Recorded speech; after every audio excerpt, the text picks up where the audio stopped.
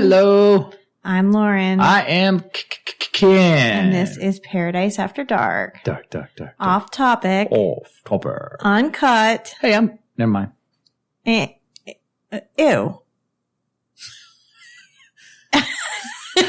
Ew. What? I forgot we're using the uncut part, but I don't know what you're getting at. What? So this is going to be an off topic / vacation. I think we just got off topic. / vacation edition. We have a special guest who's going to be joining us here. I have a feeling that this is going to be really long. It may even be broken up into 2 parts. So, being at their Patreon, are they going to get this is going to be uncut for them, right? So yes, we're not we might break some of this down for the normal, but patrons are just going to get this raw, right? Yes. Patrons are going to get this whole interview completely uncut, unedited.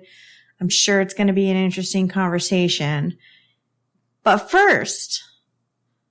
wait, there's more. But first, Ken was right. I was wrong. Whoa, could you just say it one more time? Ken was right. I was wrong. Yes. We have 2 t-shirts we have to give away. So, with that being said, if you're familiar with our ticker wheel. Oh, but first, let's welcome Bobby. Bobby, welcome. Bobby is our newest Patreon. She came in at the true crime level. Whoa. Yeah, woo. That's the highest tier you can come in on. And now we're going to do our picker wheel. I need Ken to video this. Bobby, just wait. We got you something coming in the mail. Yes, we do. She probably already got it by now. By the time she hears this. Are we doing something special for the person that we missed? Yes. The first person that wins the wheel is going to get a regular wheel t-shirt. The second person that wins is going to get a t-shirt with our brand new logo, which nobody knows about yet. Some people do, some people don't. But if you don't, it's pretty cool. The majority of the people in the world don't know about our new logo yet. That's a good point. So, okay. Are you ready? I am. Oh, I'm supposed to get up and move around. I'm sorry. Yes. Tell me when to go. Hold on. I gotta get all situated. Wait, do I need to do my hair? No, I don't need to do my hair. It's not me. Okay. You ready? No, hang on. Okay. Ready for picker wheel. All right. Tell me when. No. Okay, we're doing this, right? Yes. This is picker wheel? I'm not videoing yet. The picker wheel. Now I'm videoing. Okay. Right, we got to confirm everybody's on there. Yep, everybody's on there. And tick, tick, tick, tick, tick, tick, tick, tick, tick. Like that. Man, I should have bought a vowel. Galen. Okay, now, second. Wait, did we take her out? Yeah, I just took her out. So the second winner is going to get a new logo shirt. Gets a new logo shirt. True Crime Nana. All right. Nana.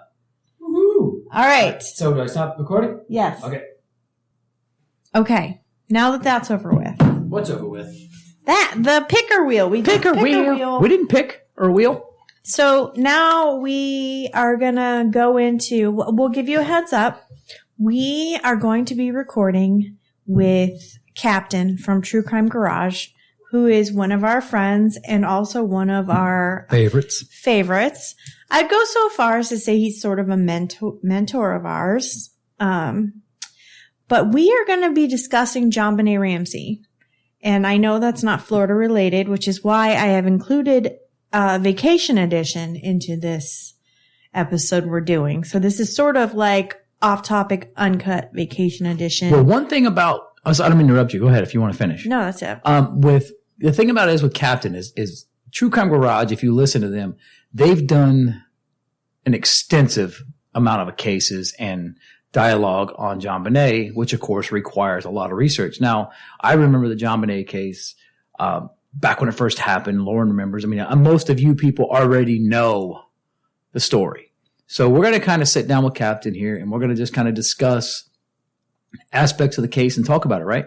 Right. That's it. I mean, it's not going to be, we might jump around from here to there. Who knows with Captain? If you're unfamiliar with the case, press pause, go do a Google search. You probably fall down a rabbit hole and never come back to this, but or if you can, take a refresher course and then come back and listen to what we have to say, because we're not going to go through every detail of the case and the timeline.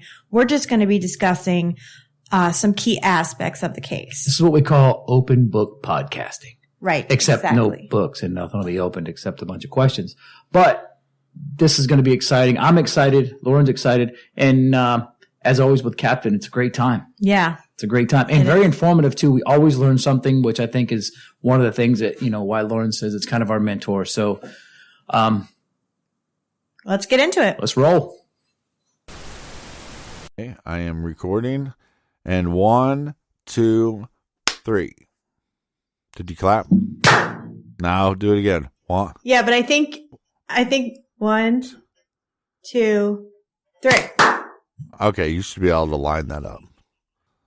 I feel so bad, guys, because I should welcome everybody. Welcome to Paradise After Dark. Dark. Or what I've called your What do you call our show? No, I accidentally, on Saturday, I was doing a live chat, and I was like, oh, yeah, one of my favorite shows is Podcast After Dark. Oh my God. And then the person said, you mean Paradise After Dark? And I was like, yeah, that's what I said. They're like, that's not what you said. I was like, that's what I said. Dark. Oh, I love it. So you are the main man behind our new intro, outro music. I love it. And you know what I love about it is when we were hanging out in New Orleans, I maybe that's when I said to you, hey, do you guys need music? At some point, I think, or maybe you said, hey, we need a better intro song or whatever. And when I first heard it, I went, that's not that bad. I like the vibe, and I like the beach sounds and the seagull. And so I had to like recreate that. So it was just so nice when I first sent it to you, and you're like, oh, that's cool. You used our theme song. I'm like, no, I didn't. I made something that sounds exactly like that. So like I impressed myself that I did a good job on the seagulls and the little wind chimes. You did awesome. I like it. I just made it, I think, a little darker. Yeah. Dark. But hey, have you given that out as like a ringtone to anybody yet? No, I don't know how to do that because I have an iPhone, and like my iPhone won't let me put anything on except unless I buy it from like the iTunes store or something. You should do that. Well, you guys could upload it to iTunes as a ringtone. Really? I didn't know that. Buy it. Then do we get paid for it? Yeah. I'll send yeah. Oh. Yeah, you get paid for it. Well, if you do, I mean, the does he know what your composer should ringtone get is? paid for it, but yeah, I do. Well, we should get this out on the table, Ken, because I did ask your wife for a lingerie picture. Oh, I was going to tell you before we really got started that I'm wearing lingerie right now. Oh, hey now. No, you know what's funny? Dark. Yeah, before we started, the funniest thing is I text Lauren and I said, well, did you send Captain a lingerie pic? And she goes, what are you talking about? I'm like, so I call her and I'm like, well, did you send him the lingerie pic? She's like, what are you talking about? I'm like, well, I'm listening right now to Off the Record. And she went, seriously? Shit. No, but the funny thing is when I was telling that story on Off the Record, Nick is looking at me like, you are the biggest creep of all time. And I was like, and all I could explain to him is like, I've had tons of like friends, female friends that have been into like CrossFit and working out. And it was nothing for one of them to send me a picture in a swimsuit or something and ask what I thought of their progress, right? Right. So I just didn't have any numbers saved. So when she was messaging me, I went, oh, I think that's Jess. And we're that kind of friend, you know. If she texts me real late at night, I'll reply, "What are you wearing?" You know. But it was just so funny because I asked for the lingerie pic, but since it wasn't that big of a deal, we started talking, and then I figured out who it was, and then we're on the phone for a good, I don't know, maybe hour, or I don't know what it was. When I called you, hey, you got a second? Let's just get on the phone. And then I hang up the phone, and it was like a half an hour later or something, or maybe I was scrolling through your text to save your number, and then I see that I asked you for a lingerie pic, and I went, "Oh my God, that's embarrassing." But it took me 2 hours to realize that I was a creep. So.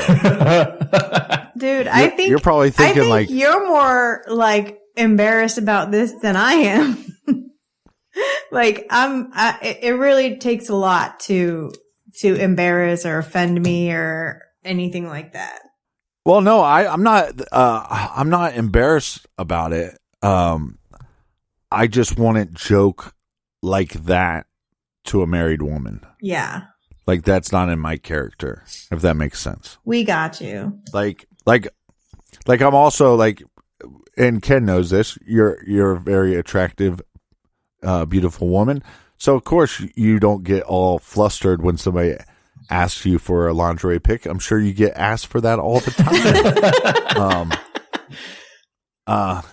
No, but I just, you know, I've always thought it was weird, the guys that hit on married women, you know. Yeah. I thought that was a little strange. No, if you were like some dude I didn't know that I didn't consider a friend, I would have been like, fuck off. But it was you. And I was like, oh, he's probably just joking. Cause I mean, you know. I was totally, but I was joking, but I didn't know it was you. So, but just to be clear, you are completely saved in my phone. Okay.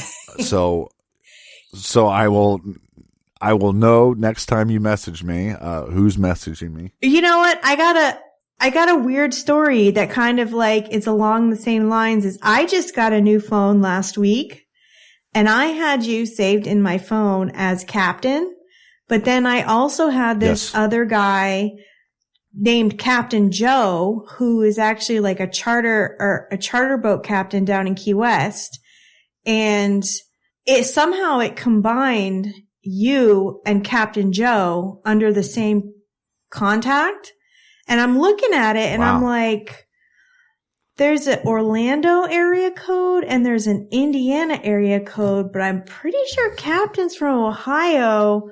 So I have no idea which number. Why does he have?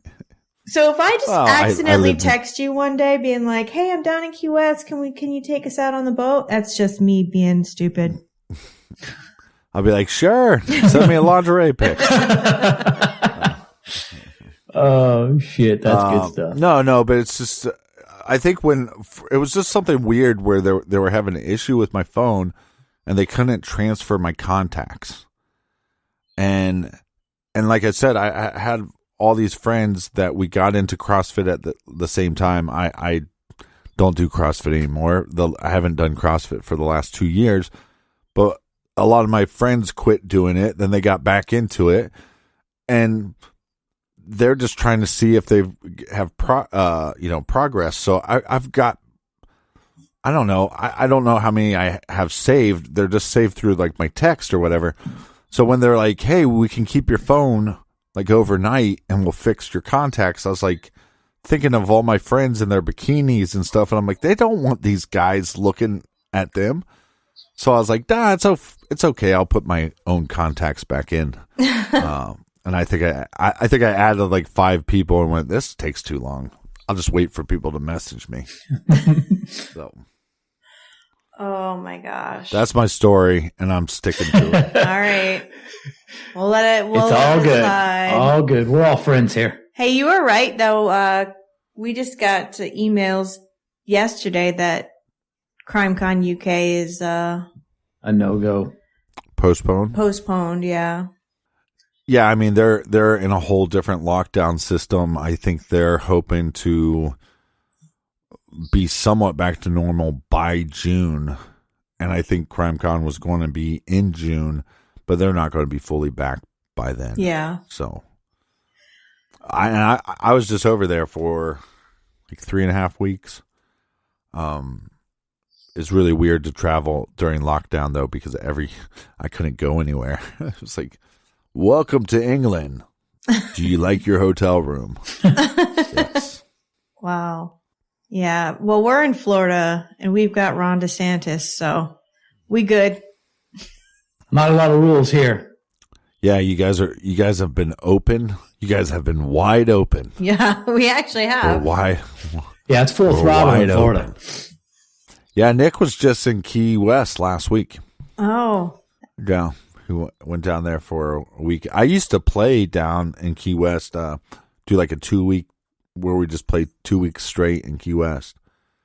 And we do like one, I think one around the fall and one in the winter every year. So I'm pretty familiar with Key West. Do you still do that?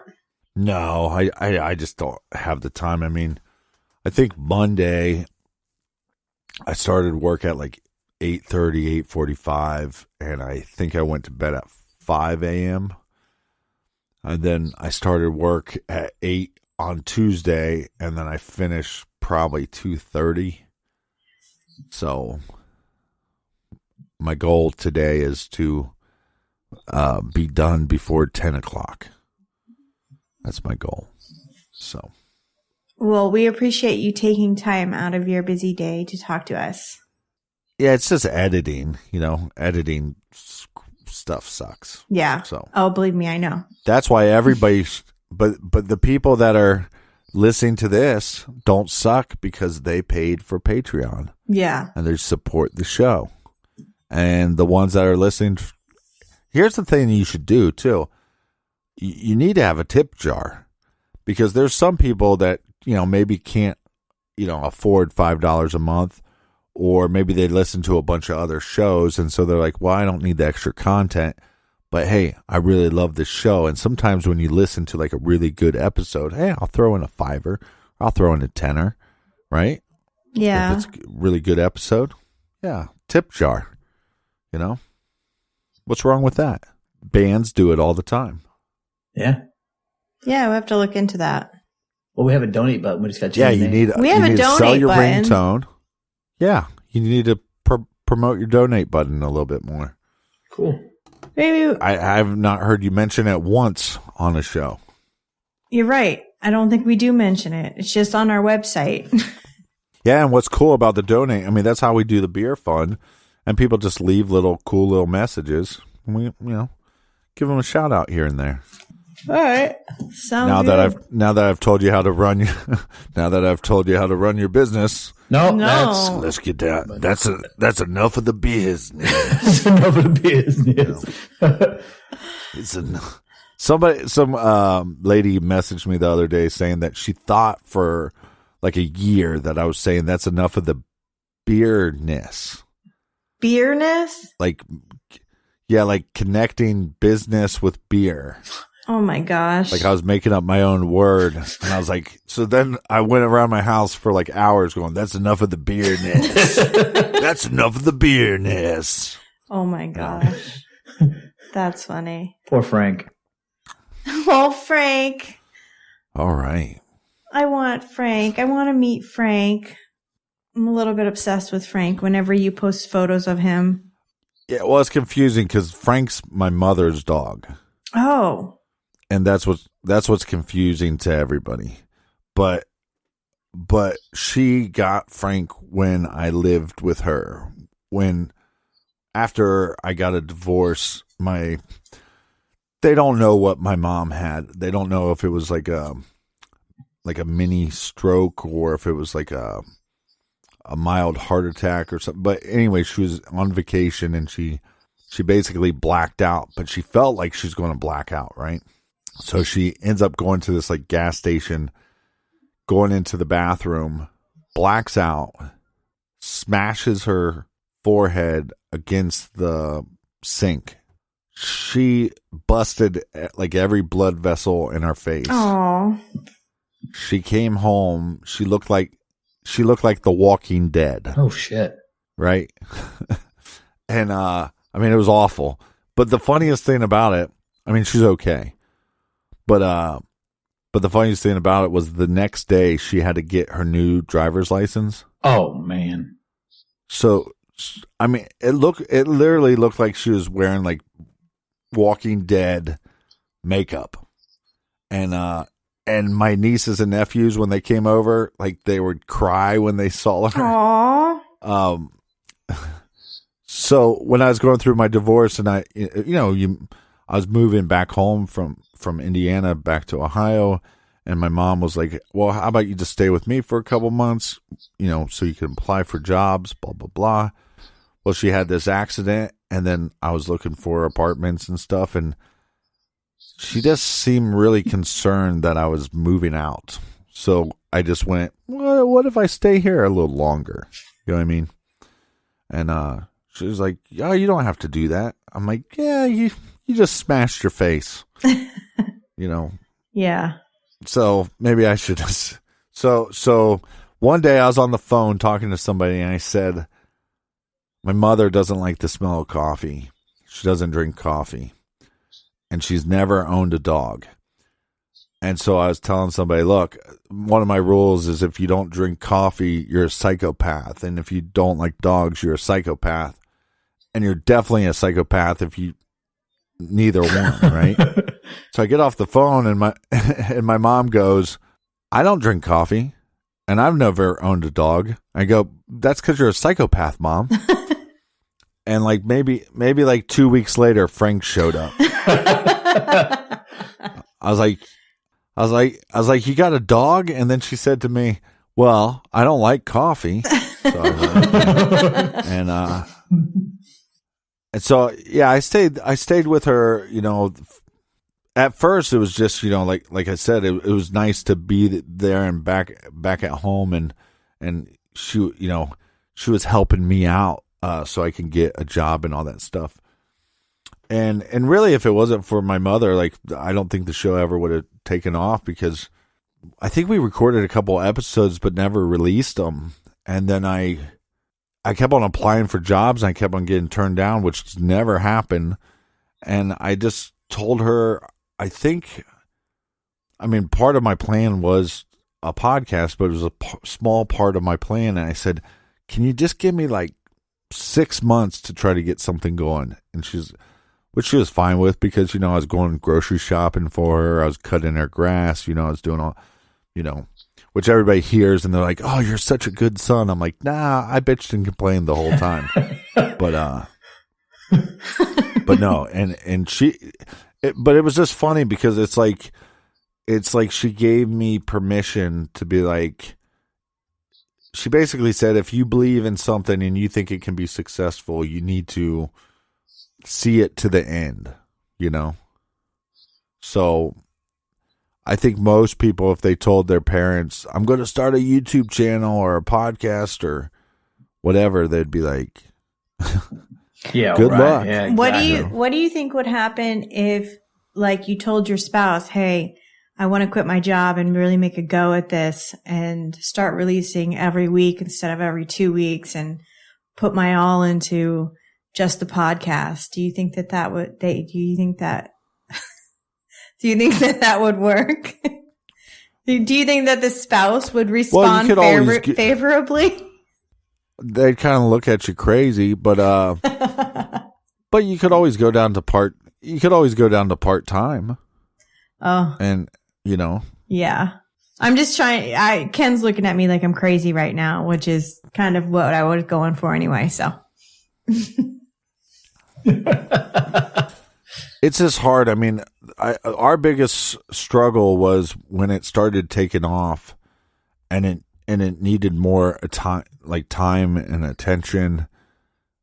I mean, a lot of people think that, you know, I'll say it to my grave that I've never been in a room with somebody as knowledgeable about crime as Nick is, in the sense of, you might have a detective that worked some case and they might know more about that case than Nick does, but I've seen Nick's, know an author of a book that he never read, but he wanted to read the book. Oh, it's on my list, I just haven't read it yet. I mean, his knowledge of like true crime stuff, and I'm not talking about like Dateline or some of these Netflix shows that are just a bunch of fluff. I'm talking about like actual like information of cases. I mean, he's just, I think, maybe the best. He's a goat. And that's why I call him the goat now. Yeah. He's the goat. The crispy but I kernel. don't think a lot of people know that, a lot of our cases come from listeners. Well, I do all the fishing out of those cases. I mean, we might get sent 10 cases. Well, you could look up 3 of them and realize there's no information on that case at all. Yeah. And then maybe you call the detective of that case and they don't know, or they don't want to share the information with you. I mean, some of the cases you look up and there's 0 reports on, but you call the detective and he goes, "Hey man, I'll give you a 2-hour interview." And you go, "Well, give me the 2-hour interview and then we can dissect that and then do a whole 2-hour report on it," basically. But I don't think people understand how much I do.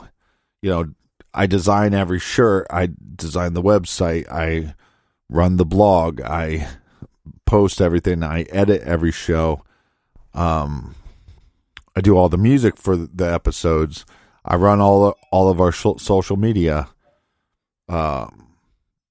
Basically, if I do all like our ad contact stuff, and basically the only thing Nick has to do is get information for the episode.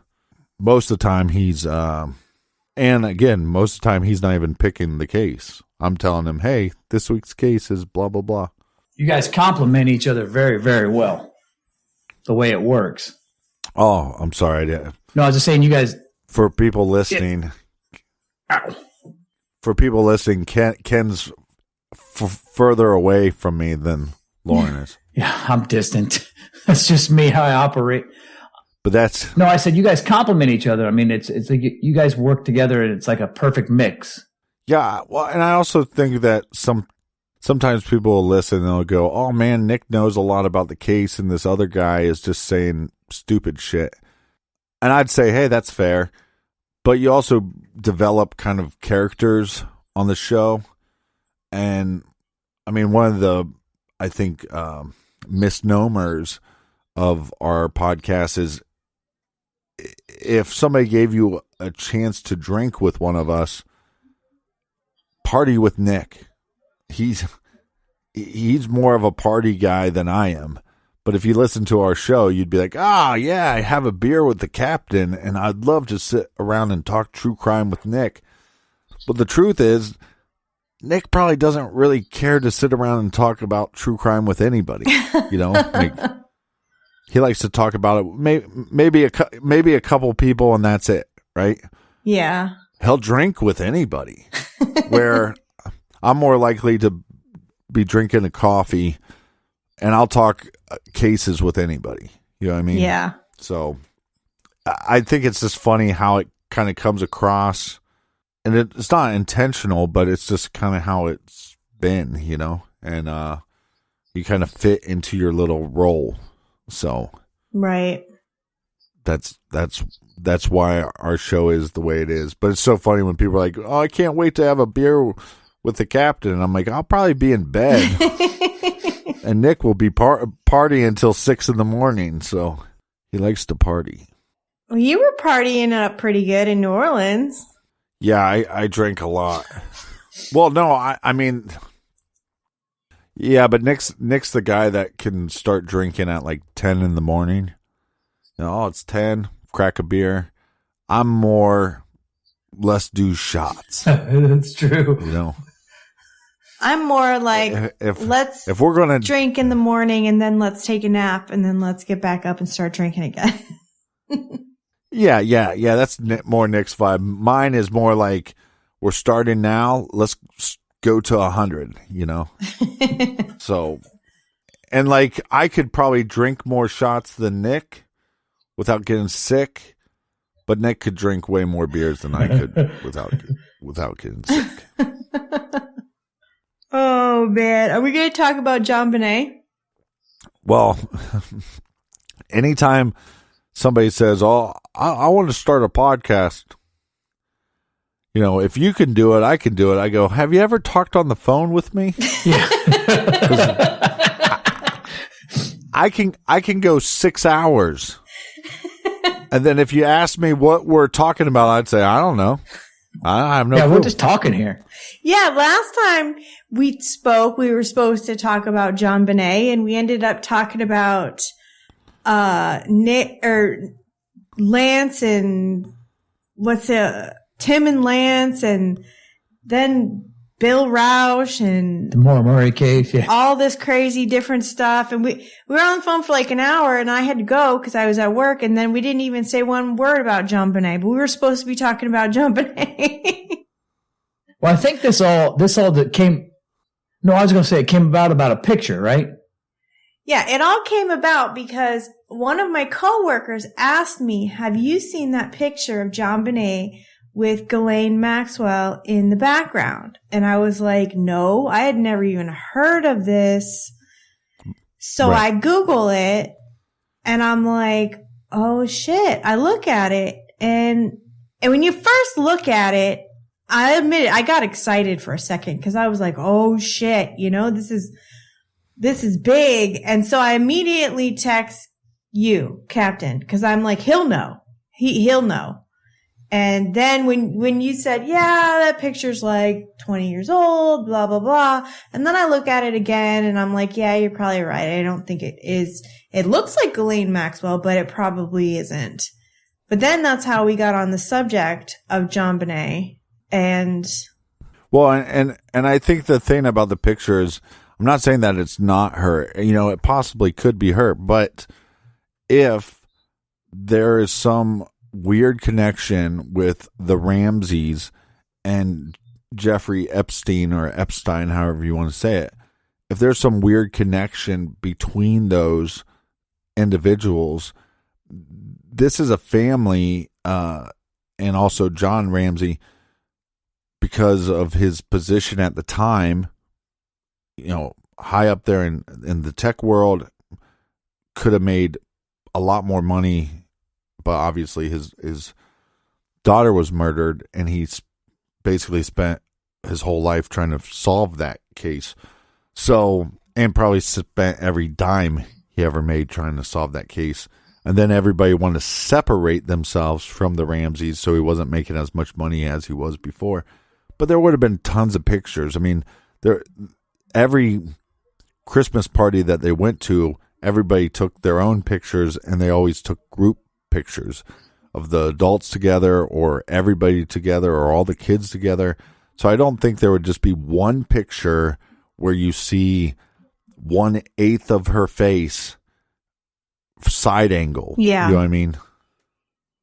Yeah. Now that I've looked at it and actually analyzed it, I think it's not Ghislaine Maxwell. But that day when I very first saw it, I was like, oh shit. Let me just hit you up right from the get-go. What do you think happened to JonBenet Ramsey? $1 million question. Well, I'll try to keep my answers pretty quick, because I could ramble for days. But the simple answer is, after we looked into it and did I believe it's 6-part series, which is available everywhere if anybody wants to listen to those episodes. I get all these emails of people going, I disagree with you, or I absolutely agree with you on the JonBenet Ramsey case, which is a really weird comment to get, because I don't think ever I said, I think this happened. What I do know for certain is that she was murdered, She was viciously murdered. She was alive when this happened. She wasn't knocked unconscious. And whatever fracture to the skull happened after she was choked. And those are not opinions. And I love it when people go, no, what I think happened was X, Y, or Z. I go, no, that's wrong. Because in order for it to happen that way, if she would have fractured her skull that bad from the back of her head to the front of her head and her heart was still beating, there would have been blood everywhere. There's not puddles of blood in that murder case. Now, but people then go, well, I don't agree with you because I think her dad did it or her brother did it or her mom did it. I say it's possible that they did, but if they did do it, they viciously murdered her. It was not some accident that was covered up. Is my stance on it. See, I never thought of that aspect of it. I just thought along the lines of, if she's a young child, her head would be soft. So if in fact she was bludgeoned or she was hit with a blunt, sort of blunt force trauma, her head would sort of give and not necessarily bleed. So maybe the skin wouldn't break. But I never thought about the concept of them just outright killing her as opposed to the theory that Burke did it or somebody in the house did it. Well, I think that we know that she was still alive when she was being strangled because of the scratch marks on her neck where she was trying to get the thing off of her neck. Yeah. But the thing is when they started to take the rope off around her neck, they didn't realize it went around twice because the first set around her neck was so embedded into her skin that they couldn't see it. So, yeah. You see what I'm saying? But I think what's hard for me anyway, and Ken, we've had this discussion, and I think most sane people is imagining a mother or a father doing that to their child. You know what I mean? I could picture the Burke theory because I think that children, especially 9-year-olds, they don't understand the gravity of murder and death. Like maybe he was just really, really mad at her and he just wanted to hurt her just like he did when he swung the golf club at her. But then does he know how to tie a garrote? Does he know, was he a Boy Scout? Does he know, would he know how to do that? Because I agree that she was strangled first. I think she had to have been strangled first and then either hit on the head purposefully or maybe she was dropped or something like that.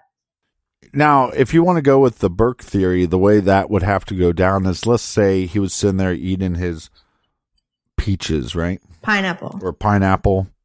No, pineapple and milk. Yeah, that's what it was.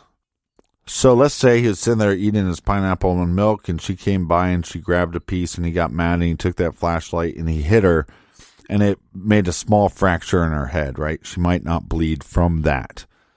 She goes down.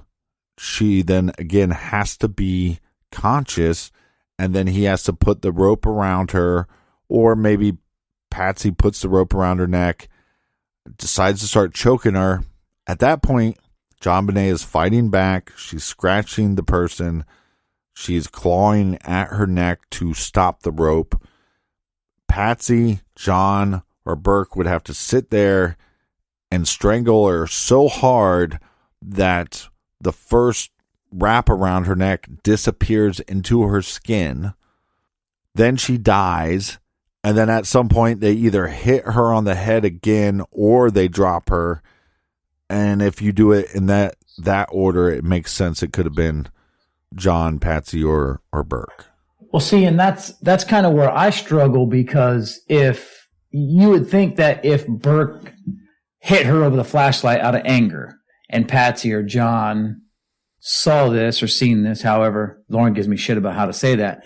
But if they had seen this occur, don't you think that maybe they would have like taken her to the hospital or called an ambulance because she was injured? I don't think they would have killed her because she was hit in the head with a flashlight. If she was still alive, they would have tried to save her. At least that's what I think. So it kind of throws that Burke theory off for me a little bit. Yeah, I think it's the dumbest theory is that Burke hit her on the head. They didn't check her pulse, right? Okay, first of all, if he hit her on the head first and cracked her skull, there would have been blood everywhere. So that didn't happen. So let's say he choked her to death and then hit her on the head, right? And then they found their kid already dead, right? So the mom isn't choking the kid to death, right? Then you're going to tell me that the parents don't call the cops. They don't call the ambulance to try to resuscitate her. They decide to tie some more shit on her.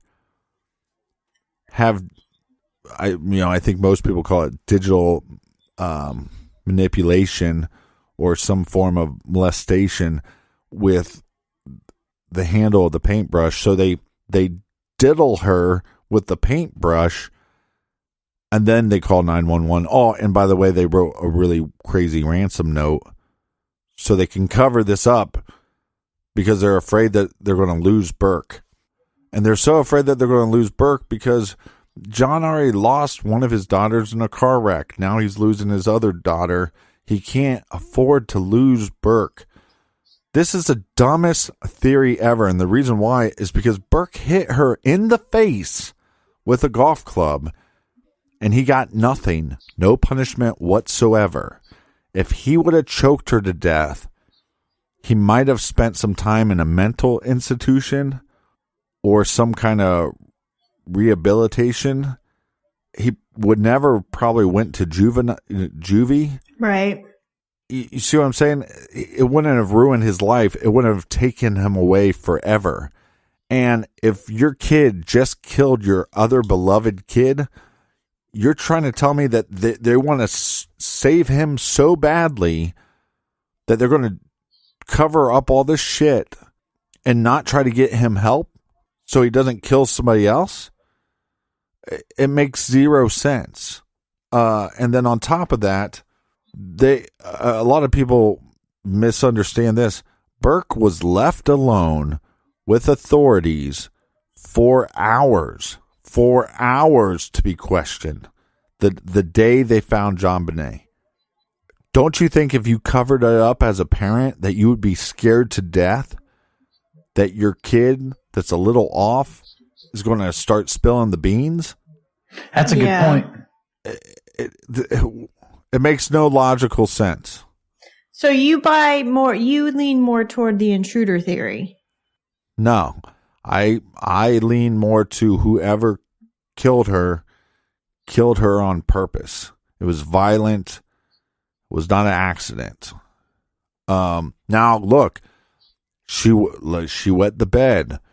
Maybe Patsy couldn't take it anymore. Strangled her to death. Smashed her head on something. Then decides that she needs to cover it up by writing a ransom note. A lot of people say that Patsy's writing matched the writing of the ransom note. That is so completely false. There's other people that did more samples than her that matched at a higher percentage than her. Who was? And the more times you submit. There was a guy, and I can't think of the name right now, that did it like 6 times because it was so similar, and then they wanted him to do it again, and then he said, no, come back with a warrant or something like that. Who was that guy?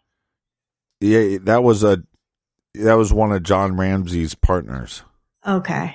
Yeah, which had a clear alibi, but he matched like 10 times more than Patsy. So again, it's these things where they go, people fish, and I've always wanted to dive into that case and figure out what happens. I wish I could tell you, but people got shit wrong. It's like Lou Smith, for example. the guy that came up with the intruder theory, his biggest flaw in everything he came up with was he's like, I believe that the intruder opened up this crate and came through this window because that window was open.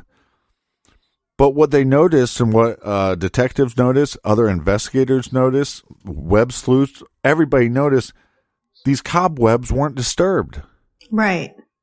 So what? But here's the problem. This is my problem with everybody. They want to be right. They want to be right so bad that they miss the obvious. Okay, there can still be an intruder. That just wasn't the way they got in. Right. Right? So is it possible that they took her down to the basement in a giant house where the basement would be complete? That's the other thing, too, when they go, well, they took her down to the basement, which was right underneath the parents' bedroom. And you go, no. The parents' bedroom was second floor, then the kids' bed. Parents' bedroom, kids' bedroom, right? And then the downstairs and then the basement. But yeah, then you got, where she was the farthest room from the parents' house or parents' room. Yeah, well, I think you could somewhat get to it like directly if you go through this step. But my point is let's just say that we know that whoever killed her got her to the basement. Is it possible that the window being cracked was an exit strategy that just wasn't used, and that's why the window was cracked? Because I just can't buy that somebody used that as an entrance point when all those things weren't disturbed. But we have on record, I think there was I can't remember what it was, but I think police figured out that there was 30 some keys missing because they've had so many, nannies and house workers. People that make that much money have people that work for their house. Not just one maid. You might have two. You might have a gardener. They all have keys. So one, that would be, if you have a key, you don't have to break into a house, right?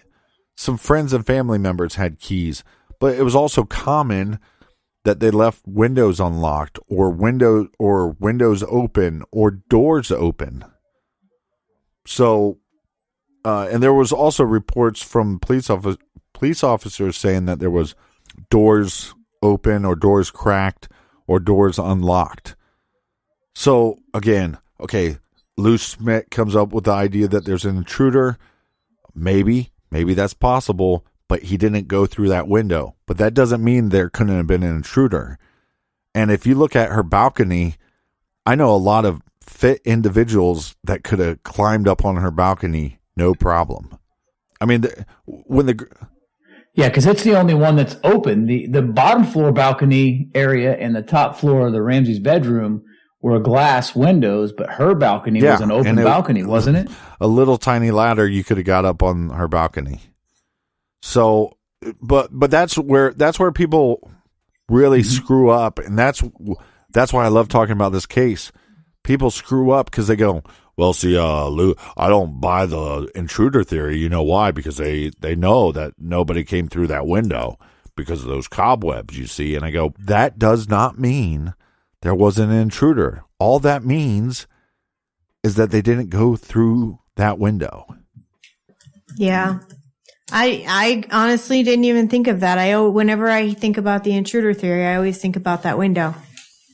But I guess that's why more brains come up with brainstorming. That's what we're doing. And I think Lou Smith, he shows you that a person could fit through there. Well, congratulations, Lou. You figured out somebody could fit through there, but nothing was disturbed. So I just don't think that's the way this individual went. And I mean, look, it's the oddest thing because I think, was the person trying to get money? I don't know. Let's say it was an intruder. I don't know. The ransom note could have been a ruse from the beginning. I think it was. But I also don't think the individual meant to kill her in the house. It just doesn't make any sense. But people have to understand that a lot of these guys that have sexual fantasies can't control it to the point, especially with kids, they end up killing the kids. There's sexual sadists that will end up not killing the adult women because they can take the punishment when they're in their sexual assault. That same sexual assault to a 6-year-old kills her. So I think it's more likely that the murderer didn't plan on killing her there. And so change of plans had to happen. But you think that the murderer planned on sexually assaulting her in her own basement, where the family might have been able to hear, or they could have been discovered? I'm not really for sure, because like the assault that took place on her is, and I don't want to minimize it, but it wasn't like vicious or anything. When they say digital molestation, it means somebody, touched her private areas with their fingers. So that's what happened. And look, now it goes both ways. There's multiple people that argue the autopsy, but there's no proof of long-term sexual assault or molestation. So that doesn't rule out the parents. But the one that I saw that I think makes the most sense is the day that the Ramseys had their own Christmas party. They basically believe that the day that she was killed, there was some kind of molestation. But based off the bruising and stuff, they think that the same thing happened to her a couple days prior. And that would put it roughly about this. Do you think that's what the 911 call was about? Well, the 911 call could be a red herring. I mean, it could, a lot of people think maybe the perpetrator called just to see how long it would take for people to respond. It also could be that somebody used that called 911 as a distraction. Also, it's probably more likely that there's a bunch of kids in the house and one of them dialed 911 and just never confessed to it. I mean, how many times did somebody, I know me and my friends called 911 a couple times and we got in trouble, So you think that maybe she was molested or assaulted a couple days before, and then the perpetrator came back for her? Yeah, I mean, I think that look, based off their reports, and I mean, look, they've had several people look at this and they have conflicting stories, but the main thing that I get from all the reports is, one, there's no long-term sign of molestation or sexual assault, and if they're correct, whatever happened to her, the sexual assault on the day she died, is the same thing that happened to her a couple days earlier. And the doctor that gave that report said 2 to 3 days before she died, which I think 2 days puts it at the day that she had a Christmas party. I don't have my notes in front of me, so I'm just going off the top of my head with all this nonsense, but you can look it up. It's fact. Now was it, I know that there's some confusion whether it was the 1996 or the 1995 Christmas party, but one of those times, JonBenet gave the Santa Claus a tour of the home. Santa Bill. And I can't think of his name. Santa Bill. The thing about that is that it could actually happen both years. So I think people want to argue that he had a infatuation with her. I think that's look, everything that we looked into the case, I could find confirmation on somewhere. And there's a lot of different websites that go over every single detail. The one that I have a really hard time finding credible, and here's what I mean. If you read like a John Douglas book and he states something, and then Lou Schmidt states something, and then a guy that doesn't believe either one of those guys state the same thing, right? And then somebody that believes a different theory states the same thing. At some point you go, okay, I can take that as fact, right? But you can look at... So Santa Bill was infatuated with JonBenet. 100%. I mean, he basically said... he said that he wanted to mix her blood with his blood and glitter. What? Yeah, the glitter with his ashes. With his ashes. Remember, she gave him a gift of the glitter. She gave him some glitter. Gross. And I think he wanted the glitter mixed with his ashes. Like, who says that? It's ridiculous. But what I can't figure out is it's the teddy bear. You know, there's a teddy. It's odd because in JonBenet's room, there's 2 twin beds. So she slept on one bed and then they just piled shit on the other bed. Well, there was this teddy bear that both John and Patsy are like, we don't know where it came from. And then there's been people online say, well, that teddy bear came from the Miss Christmas pageant that she was in. And it was like part of the participation award, or maybe it was a specialty award, but they had all these bears. And supposedly this lady tracked that down and figured out where the bear came from. But when you see it online, there's just a couple texts. There's no proof. And John Ramsey to this day says, we don't know where that bear came from. And where's the bear now? Well, we don't fucking know. So it's that piece of evidence like that where you go, okay, I'm not going to believe some tweet online. I want to see actual proof that they tracked down where this bear came from, that it was from that pageant, and it wasn't brought to her house. I think there's so much more to this idea that a 6-year-old is arguing with people, not one person, but multiple people, saying Santa Claus is coming to visit me after Christmas. And all these people go, no, dear, Santa Claus visits you on Christmas, or he comes the night before and drops off your presents or whatever it is. And this 6-year-old girl's going, no, he's going to bring me a special gift after Christmas. And then that girl after Christmas is killed. I mean, what are the odds of that? You know? Yeah. Well, obviously they've done some interrogation of Santa Bill.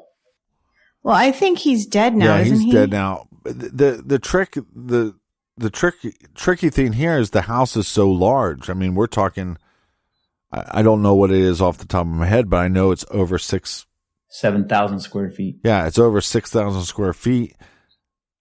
And it's so funny because I think when you initially see the news coverage of it, all you see is that front, you know, how it goes to a peak. And that's the smallest part of the house. It makes it look like it's a little tiny A-frame. But when you look at the house in the whole, it looks like a miniature hotel. Yeah. I think this individual that came in either thought, I'm crazier than these people, so if they want to try to stop me, I'll kill them, had a weapon, or thought, if these people catch me, I can play it off because I know them. If it is an intruder. If that makes any sense. It makes perfect sense. Well, the one thing that gets me is if you go with the Burke theory that he did it and Patsy or John murdered her, you have to assume that one of these two had to have put the garrote around her neck and strangle her.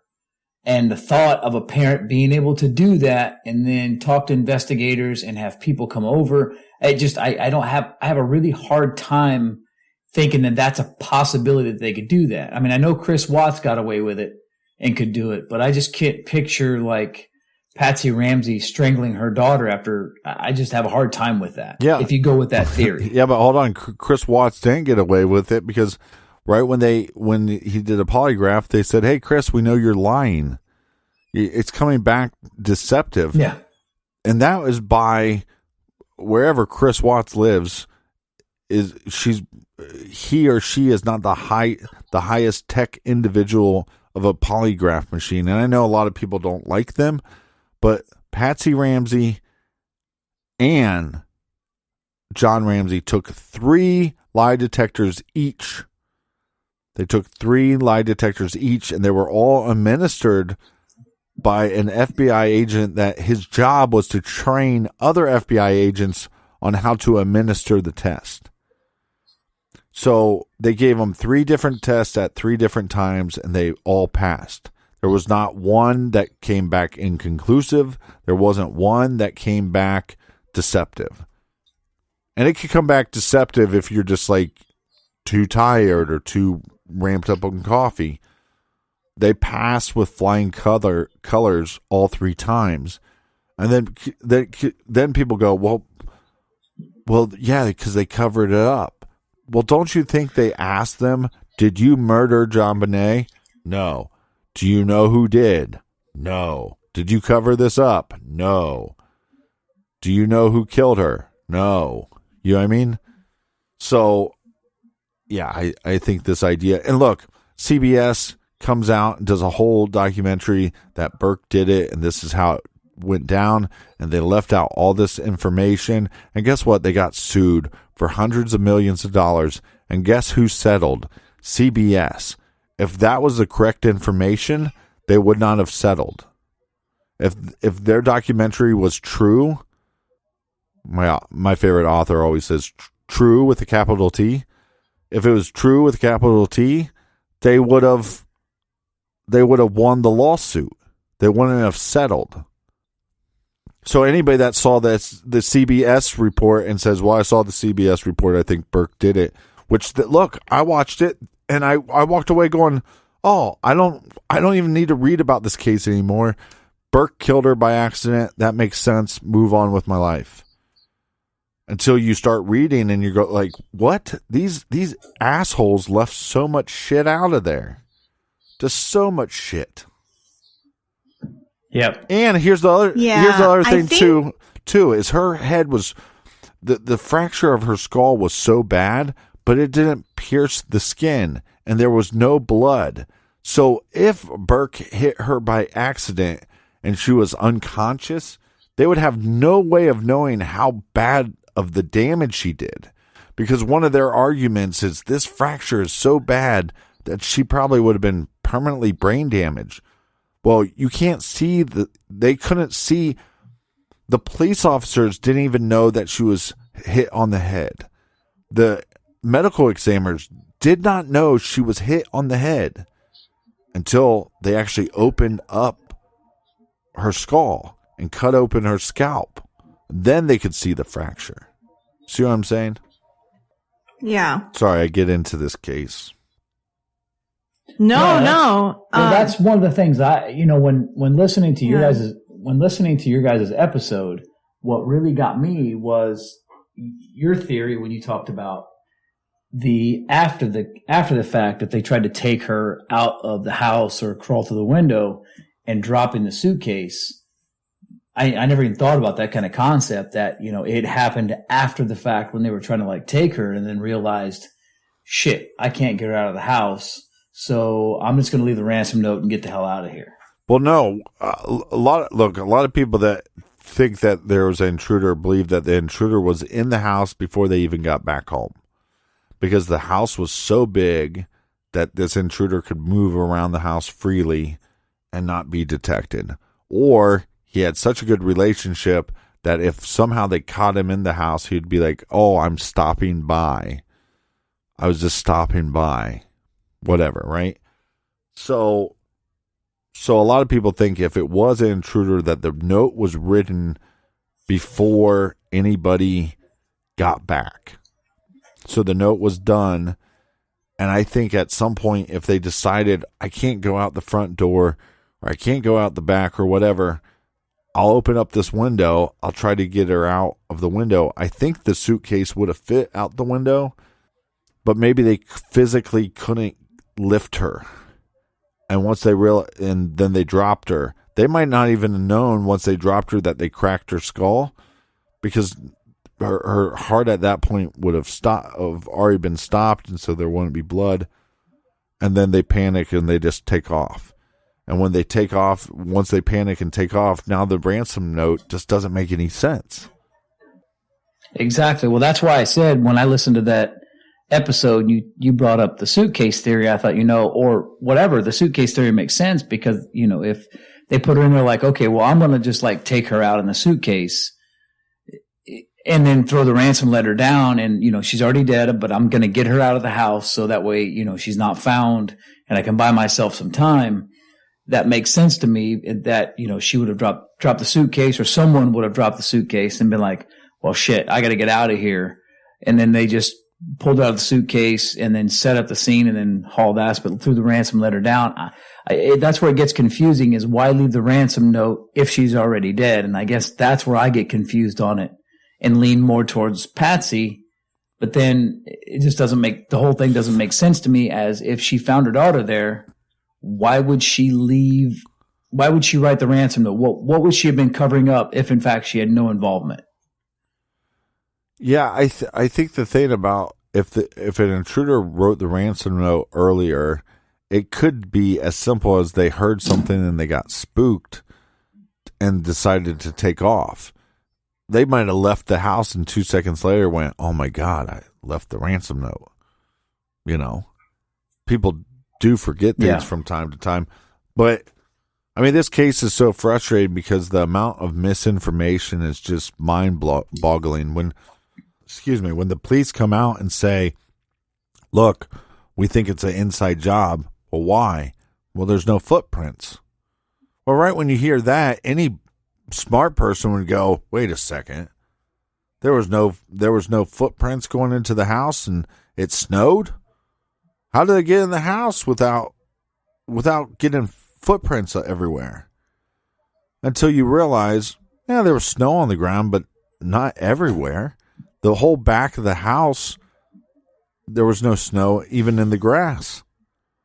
So, you see what I'm saying? It's stuff like that where it's just misinformation. It's not that they're dumb or have a bad theory. It's just misinformation. Yeah, I don't, when the thing that confused me too is why would the Ramseys sort of deny speaking to the police, unless I guess they were already being implemented. But usually in cases in like the last 3-4 cases we did where someone was involved, like a father or something, where he jumped in there, he spoke to the police, got his name cleared and was like, all right, look, find my daughter, find my son. Just, there's my name, I'm cleared, move along, but they didn't want to do that. And I guess that's another thing that sort of muddies the water too, is they were really not wanting to speak to police. And it was like, May of the following year that they actually sat down and spoke to the police. But I think they did an interview. It wasn't the police, was it? No, they went to the media first. Well, yeah, but essentially the day that they found JonBenet, all 3 people talked to police. The day that they found JonBenet. And that gets overlooked all the time. Like I said, at some point, law enforcement and some of the other parents take Burke to another house where law enforcement was there, and at some point question Burke without either parent being there. If you're trying to cover something up for Burke, you are not leaving him alone for a second with law enforcement. Right. And, see, that makes sense, but I didn't realize that they had taken him to a different house. Yeah, took him to like the friend's house, to be around other kids and stuff. There's just it's just like the lady detective that claims that once they discovered the body, how she was fearing for her life. It was just counting how many bullets that she had, because she was afraid that nobody's going to get out of there alive, right? It's like, yeah, because that killer on the loose. No, because she claims that she was so afraid of John Ramsey and Patsy Ramsey. That lady is just a lying ass bitch.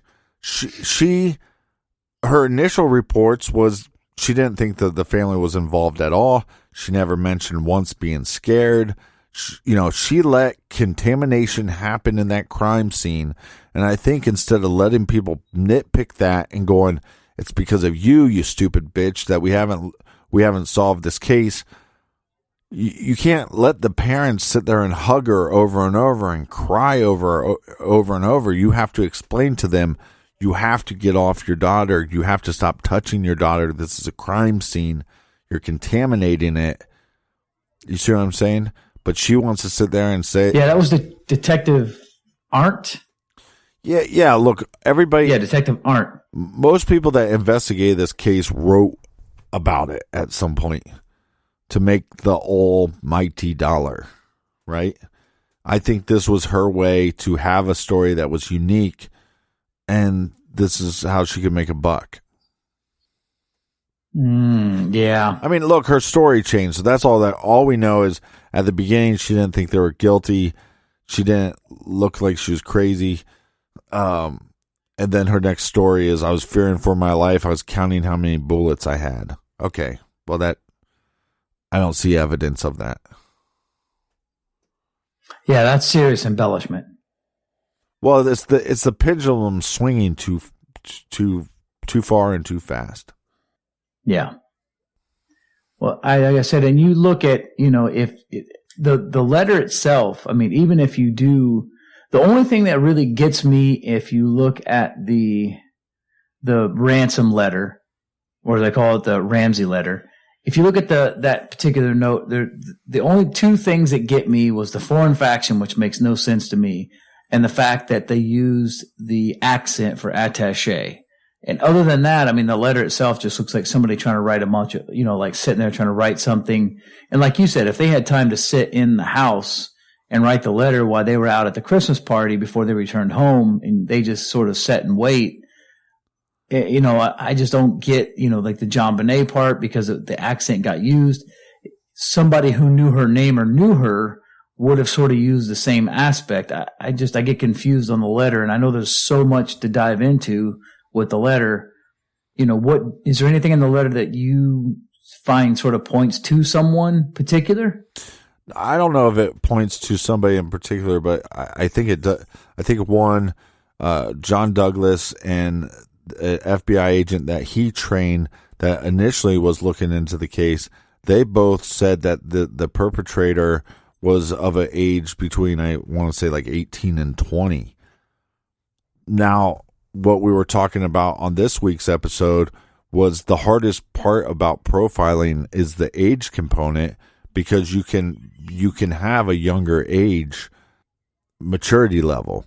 And I would argue somebody like Santa Bill, that's dressing up as Santa Claus all the time and giving toys to kids and letting kids sit on his lap constantly, that he would have a lower maturity level than somebody else. Yeah, that made a lot of sense. I actually was listening to that earlier today, and I totally agree with what you guys were talking about as far as that particular situation when somebody grows up a certain way and they don't mature properly. Yeah, I mean, I think but you also look, John Douglas, we have to listen to what he says. I mean, Silence of the Lambs is written about him. It all comes from him.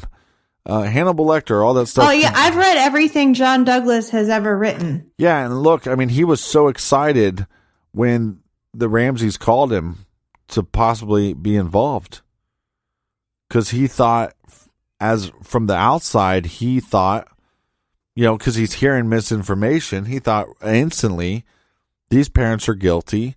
That's the most likely suspects, and we're going to figure it out, and we'll have this thing solved in a week. And I'll be fine with serving their heads on a silver platter. What happened is, by the end of his investigation, he ruled out the parents. So I'm not saying that you should rule out the parents, but I'm saying a guy that's definitely smarter than either one of us three as far as detective work, crime work, or podcast, you have to kind of buy into what he says a little bit. He knows more than we know. There's no agenda here. It's not like you have some connection where you're like, John Ramsey paid him millions of dollars to say whatever he said. No, that didn't happen. This FBI agent wanted to bust these parents and go, you guys are pieces of shit. You killed your daughter. I'm going to put you in life for prison, or I'm going to put you in prison for life, or I'm going to take your life in prison. And then once he started looking into it, he's like, they didn't do it. Yeah, I get real. That's where if you just think about the family and what they would have to do, what their responsibility would be, in fact, if they killed their daughter to keep the police from finding out, there just seems like it would be overwhelming for them to try to do that in their own home. You know what I'm saying? Am I making sense? Well, and I also think it's like, I think people are suspicious of the parents, which I don't think is a bad thing. But, but people bring up weird points. They didn't have conversations with the police. Yes, they did. They did before they thought they were under suspicion. They did the day of. And then they talked to him later. Gave 3 polygraph tests and multiple interviews. So that's an example of something that people bring up and you go, that's just not factually true. They did speak with law enforcement. Not as quick as maybe people wanted, but when you talk to them initially the day of, and everybody is going, oh, we feel so bad for you. And a couple days later, you have friends inside the system calling you and saying, John, they're turning the system against you. They think you murdered your daughter. So, well, one question that I had too was they had said that John was supposed to leave. He said that he had to be on a plane. He was going to leave the next morning and go on a business trip. He had to go, Tampa? No, the whole family was going to leave the next day to go on a Disney cruise. Well, I thought he said he had a business meeting he had to get to. Didn't John Ramsey say that he had a business meeting he had to get to and that he was going to leave and they recommended he not go? No, they wanted to get to Atlanta because they're originally from Atlanta. So once this happened, I mean the way John says, once they found her and brought her up and then they removed her body, he was basically saying, I'm never stepping foot in that house again. But once they started doing the autopsy and that's another thing too. Here's another point where people go, well, but see, John Ramsey wanted to get on a plane and go to Atlanta, right? But at that point, their house is a crime scene. So that means that you're going to give the police department 100% access to everything in your house. If you go to Atlanta, wouldn't you want to, if you're guilty, wouldn't you want to stay closer and make sure they pick out these shoes and not these shoes? That's a good point. Yeah, because basically when people go, but they wanted to leave, I go, yeah, because they knew they didn't want to come back into the house where they think that their daughter that they loved very much was murdered. They weren't going to sleep there at night. So where can we sleep? At our house in Georgia. And again, once you go to Georgia, the house will be open. They could say, don't search in my house. And I guarantee you within minutes, they're going to search warrant to go back into that house. And so yeah. And what you guys mentioned, I think in your episode was the fact that they didn't even have a search warrant. I think they just released the whole house over, didn't they? They signed a release saying, here, you can do whatever you want to do. Yeah. Yeah. Do whatever you got to do. And I just don't think... go ahead. Well, I was just going to say, I just don't know if you were responsible for the murder of your daughter or you're responsible for covering it up that you would want to leave the state and be that vulnerable. Because law enforcement can basically do anything. Yeah, because they know where you're at in Atlanta. Exactly, they know where you're at. So if you do go to your old home in Atlanta, then guess what? They're probably going to find you there if they find something in the house. So you're gonna go somewhere where they can't find you, not somewhere where they know you're going to be.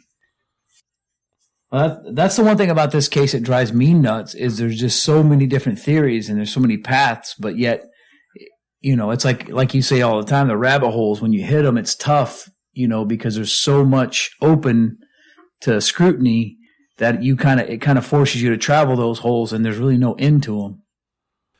Yeah. Well, but sometimes there are. Sometimes it's just like once you see a couple reports that it's possible that some doors were unlocked or cracked open, or some windows were unlocked or cracked open. All you have to take away, I think, if you're investigating this case, is that okay, that means that there was a possibility. I don't know if that means definitively that the furthest back door on the left was the one that was unlocked, or whatever. You know what I mean? But it's like once you get that many reports, you go, okay, now we know that it was possible that an intruder got in there without having a key, without having forced entry. But that's the thing about the rabbit hole is like what I tried to do was go down every single one and just keep going until something hits you right in the face to go, nope, that's not even possible. Or, wow, that points to this guy or whatever. But you still haven't found that definite theory on who you think did it. I can't find the definite information about that bear. I mean, like I said, I've seen people talk about the bear and then say that there was confirmation from this lady and she tracked down the manufacturers and who bought it, and that it was a actual prize for this beauty pageant. I've seen the text about it. I haven't seen any physical proof that somebody's not just making that up. Have you you've not seen a photo of the bear? No, you can, if you look at the JonBenet Ramsey,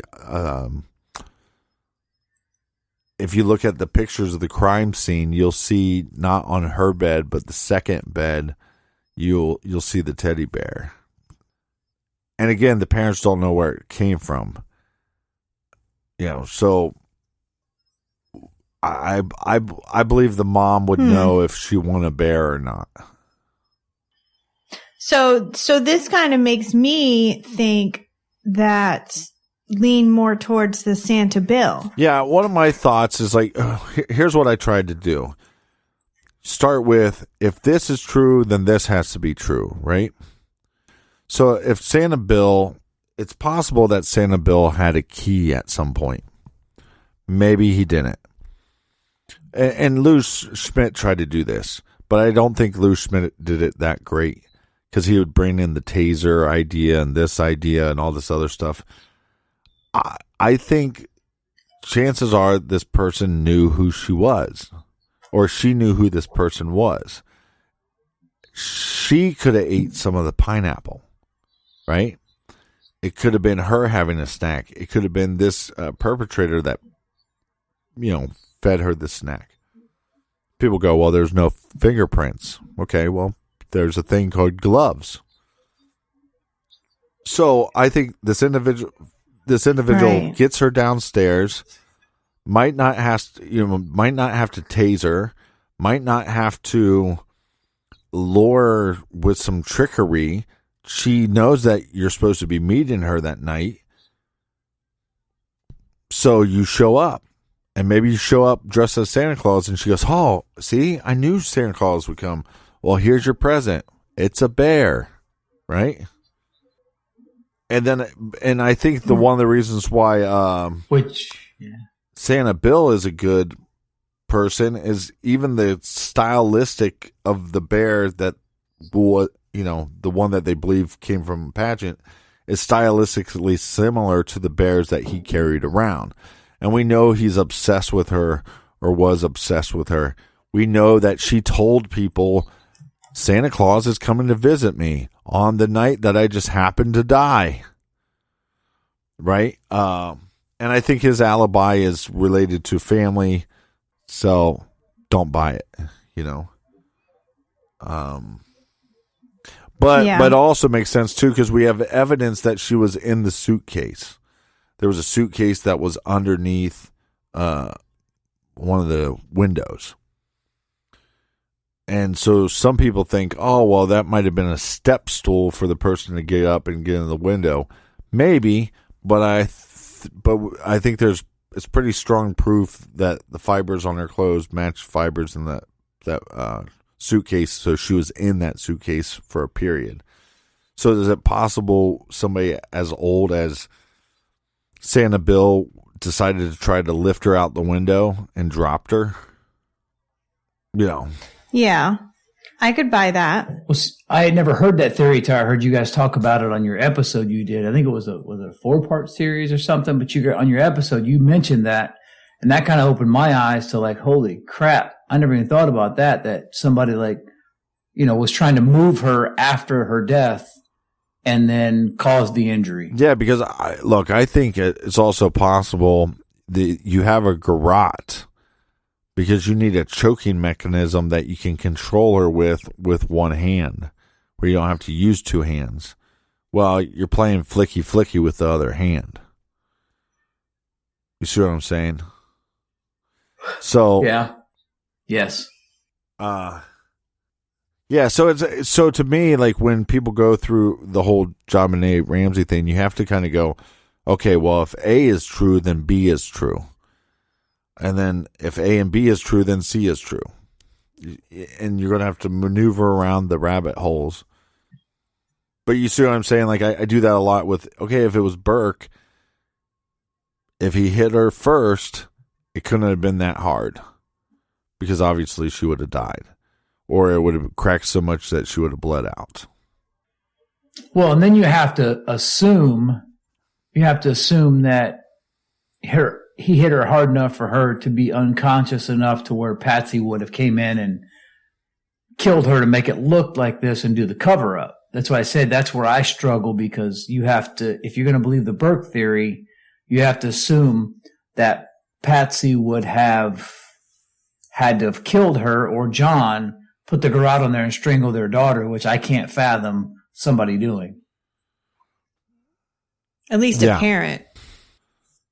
Yeah, it's it's one of the strangest cases. And I think one of the reasons why people are so fascinated with solving it is it's almost like it's like this thing that could have happened in anybody's backyard, and it's just not right that it's not solved yet.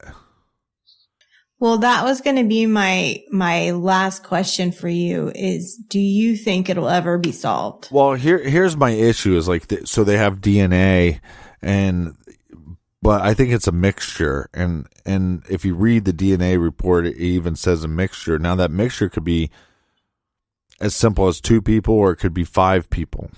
That doesn't mean that there were 5 people there, but somehow there's this mixture of DNA that could be possibly 5 people on her items. I'm more concerned about the DNA that's under her fingernails matching up with somebody. So, you know, they've tested the parents and they go, we cleared the parents, we cleared Burke.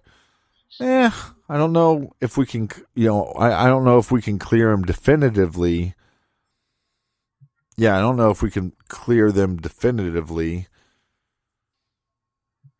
because there's just certain parts of the DNA that just doesn't line up. So I think it would have to be solved in some different manner. It would have to be, some kind of confession.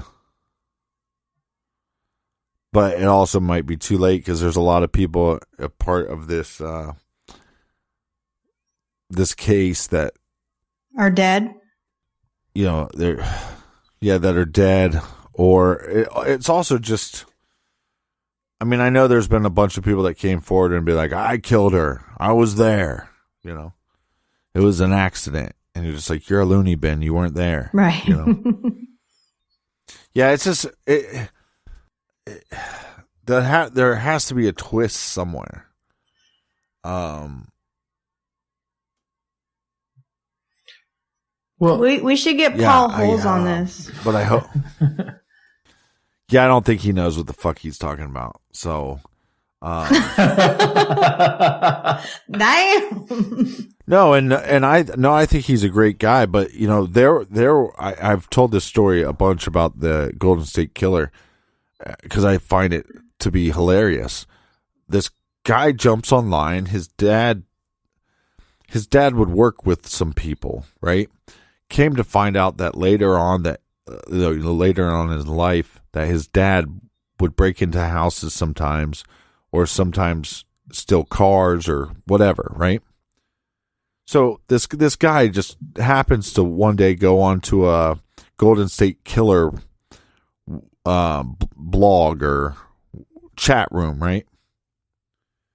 And he says, my dad is such and such, and he had different partners, and here's my dad with this guy.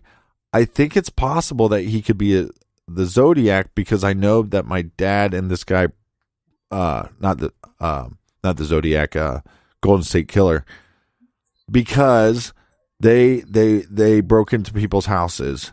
Now, I don't know if my dad ever raped anybody, but this guy might have. He used to be around our house all the time. Here's a picture of my dad. Here's a picture of this guy. You know, my dad's on the left. My dad's name is this. I don't know this guy's name, right? Everybody in the chat room starts going, maybe you need to read more about the case, right? Maybe you need to do your research, blah, blah, blah.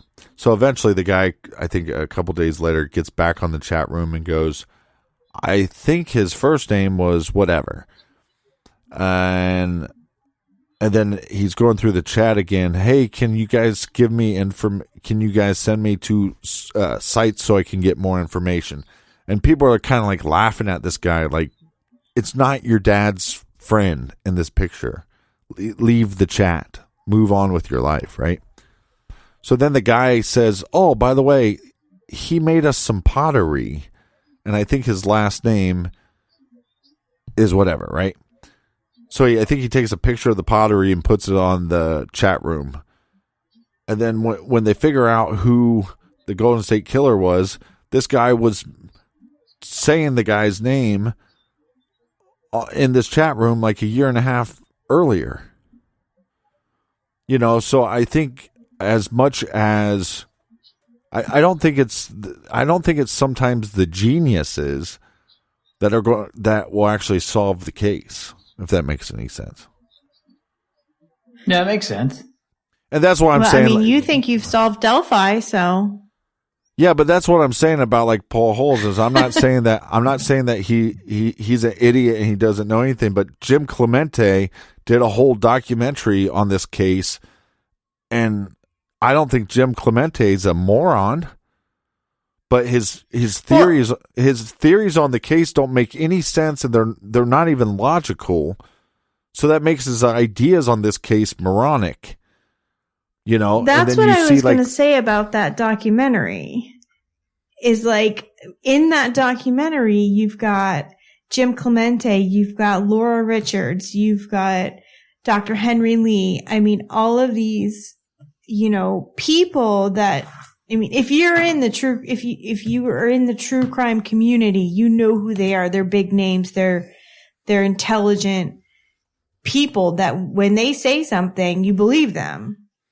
I mean, like John Douglas, kind of. Yeah, but here's the thing. Okay, here's one of the things, right?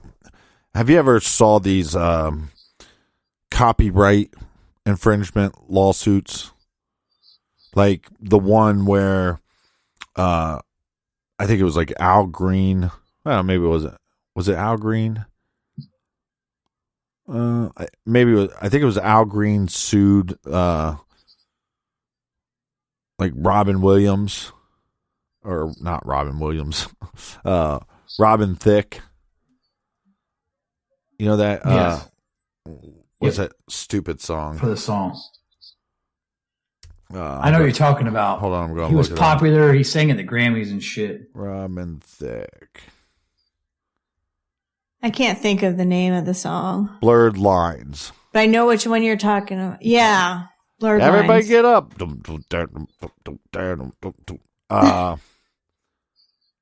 So they were sued. Okay, they were sued by Marvin Gaye's estate, right? For a song called Got to Give It Up. If I was an expert called by Robin Williams and Pharrell, or Robin Thicke and Pharrell Williams, if you watch the deposition of that trial, Pharrell tells you, I don't know how to read music. Well, none of them know how to read music, and they lost millions of dollars to the Marvin Gaye estate. I can write out that music and notate it and show you that it's fundamentally different. It looks completely different. So then I could then tell you, or tell the jury, if the music looks completely different, then doesn't that mean it's a different song? Right? Yes. One would think. So I could do that. But if Marvin Gaye called me and wanted to make an argument, I could show you the similarities in the song.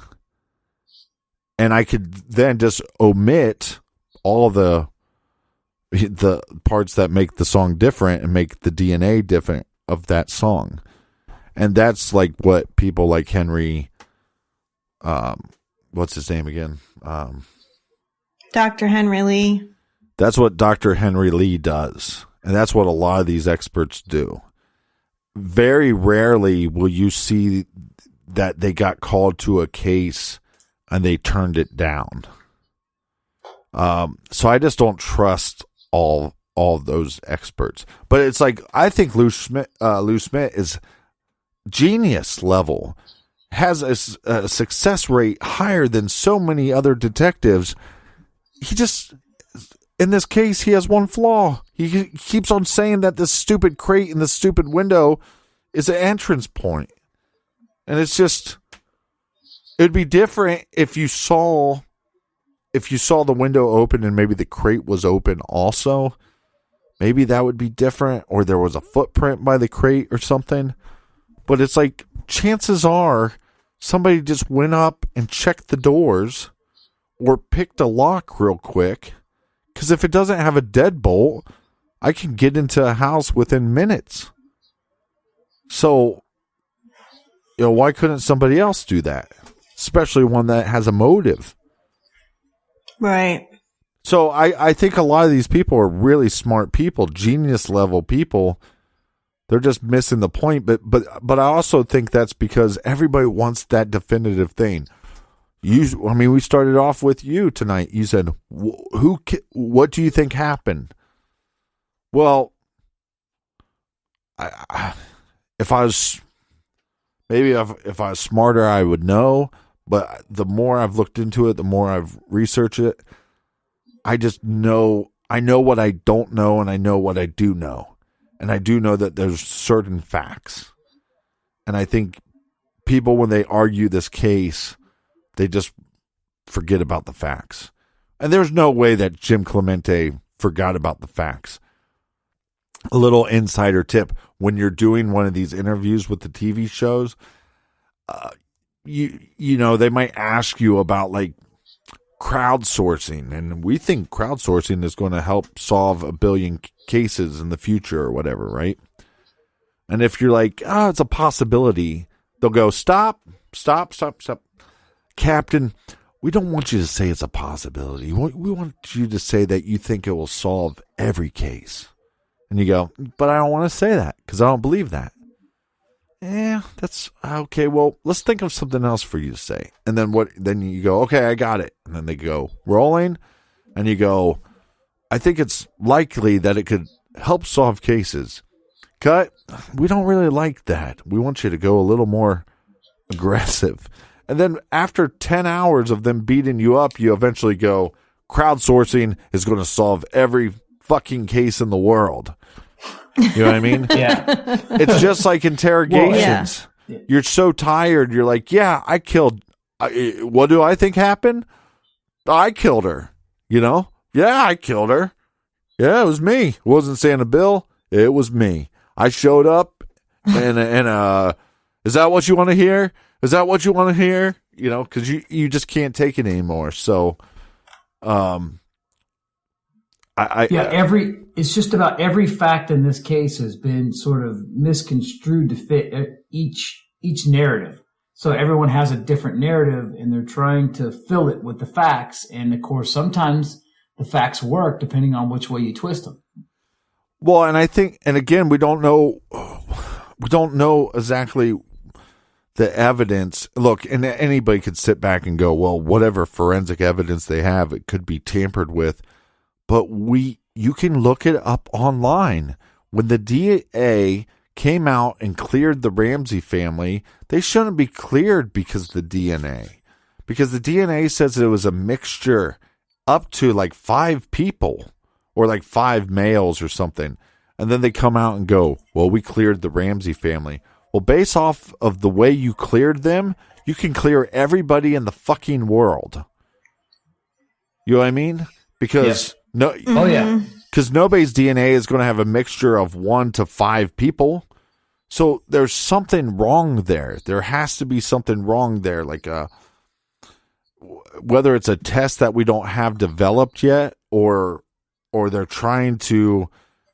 They're more worried about whatever DNA that they found on her underwear or on the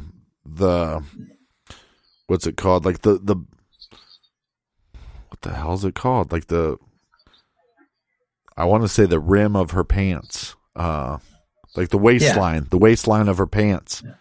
There's some DNA there. Why aren't we focused more on supposedly this DNA that she has under her fingers? Or is that too contaminated because she also has so much of her own DNA from fighting off the strangulation? Yeah, I've looked at the autopsies. I'm not sure. I don't see necessarily like a wounds where she was trying to like save herself, but I know that they're there because I've read the reports of that, and everyone says that there were marks there, but I don't see those in the crime scene photos. Yeah, I mean, just I don't know where to find those at. Google it right now. Just JonBenet Ramsey autopsy, and it'll show you they'll show you the rope around her neck, and you'll see these little half moons, and those half moon marks. I mean, the thing is when I heard about the half moon marks, I called my dad, a seasoned detective, and I said to my dad, I go, JonBenet Ramsey had half moon marks on her neck. Do you know what that means? He goes, oh, that means that she tried to defend, she tried to stop the choking, right? Yeah. I go, and you know that without seeing them? Well, you're telling me they're half moons. Yes. Well, that's what the nails make. Because she's digging it into her neck, trying to pull it away. So then she gets her, pieces of skin from her neck into her fingernails. And right when I said that to, my father, the first thing he said was, okay, well, whoever strangled her had to strangle her while she was alive. Because you don't have defensive wounds when you're unconscious. Right. So I mean, so the strangling definitely came before the head wound or the major head wound, right? And I think that's where people get me twisted. Is it possible that somebody hit her on the head and then they strangled her? Yes, it's possible, but she would have had to be conscious based off the forensic evidence. And there's another documentary that was done by like the BBC and their forensic specialists, like within seconds, because they didn't even know they were looking at the JonBenet Ramsey case, but within seconds they go half moon. She was strangled while she was still alive. So I wish people would get on the same page and go, there's definitive information in this case that is factual. If 10 detectives can tell you the half moon or the moon shapes on her neck are defensive wounds, then everybody in the community should go, hey, she was alive when she was strangled. Now where do we go from there? See what I'm saying? Just like I was saying, the open window does not mean that there was an intruder, but there doesn't mean that there wasn't an intruder. See what I'm saying? I think we have to be, look, there's other eyewitnesses that think they saw somebody in the house that night. So I don't know. I don't know why the parents didn't hear anything, but I also don't know how intoxicated they were or not. And I know that John took a sleeping pill, so that affects things. Right.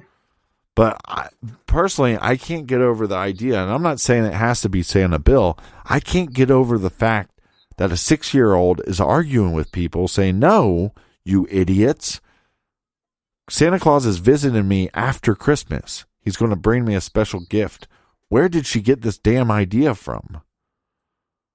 Like, it does. Yeah. Just because Santa Claus is coming to visit her doesn't mean it was Santa Bill. But it also doesn't mean it wasn't. And I think when I talk that way, people go, my God, this guy's an idiot. I'm just trying to figure out exactly what's factual. And then you can go, well, if A is true, then B has to be true. And then C is true. You know what I mean? Right. So, yeah, no, I get what you're trying to say. And like, it could have been a teenager that said to her, hey, Santa's coming to visit you after Christmas. He's going to bring you a gift. It could have been. I mean, I don't know. I mean, and I think that's the other thing too, is when people go, well, I think the parents tied these ropes and did this and did all this cutesy stuff to make it look like she was murdered. It's like, no, do you know how hard you'd have to pull a rope for it to disappear into your neck? Yeah. For the people that think I'm an idiot right now, go get some rope and pull it as hard as you can around your neck and see what happens. Try to get it to disappear. You might kill yourself before, and then it's just one less person on this earth that thinks I'm an idiot. So, I mean, and that was a big thing for me too. It's like, once you see that, you go, because I always believed the thought, he hit her in the head. The parents didn't know what to do, so they covered it up. Well, once you find out that he hit her in the face earlier, they know he's not going to be taken away. And if there's something wrong with your kid, you're fine with your kid going to a facility to get help. Because you know that if he's capable of killing her, he's capable of killing you or killing somebody else. And parents are not going to allow that to happen. Right. So, and also there's so many cases where a young kid kills their sibling and the parent turns in the kid. I mean, they might question it for a little bit, but they turn the kid in. And again, to me, it's like, you have to also think that these parents would not want to call the ambulance. I mean, because if he hit her on the head and you thought maybe she's dead or dying, right? You would still call the ambulance, and you can still call 911 and still cover it up for your son. Yeah. Because if she dies, nobody knows what happened, and you go, we don't know. We came downstairs and she just was laying there. Well, where did you find her? Well, by the bottom of the steps. And then people would be, well, she has a fractured skull. She might have fell down the steps. See what I'm saying? There's so many easier ways to cover it up. Oh, yeah. Yeah. But okay, so to play devil's advocate, let me just say a couple things I don't like, some things that confuse me, right? Okay, let's hear it. The ransom note is confusing. I believe that the individual wasn't trying to get money, was just trying to get her out of there. Something spooked them, or they physically couldn't get her out that window. Something happened, and that's why they didn't take her out. Or maybe they knew that she was dead, and then they went, oh, we're just going to leave her. I don't think necessarily that the note connects it to the family. One being the bonus number, the bonus number and the amount on the page or the ransom note being the same. I don't think it was Patsy Ramsey that wrote it, because if you base it, if you go, well, but her she matched because of the test, then you have to say, well, there was 10 other people that matched better. Santa Bill matched at a higher percent than Patsy Ramsey did. But what I'm saying is it's confusing. It's a long letter. It's very Hollywood. A lot of terms from Hollywood. It's very strange. But I think the most strange thing about it is it was written on a tablet from the house and a pin in the house.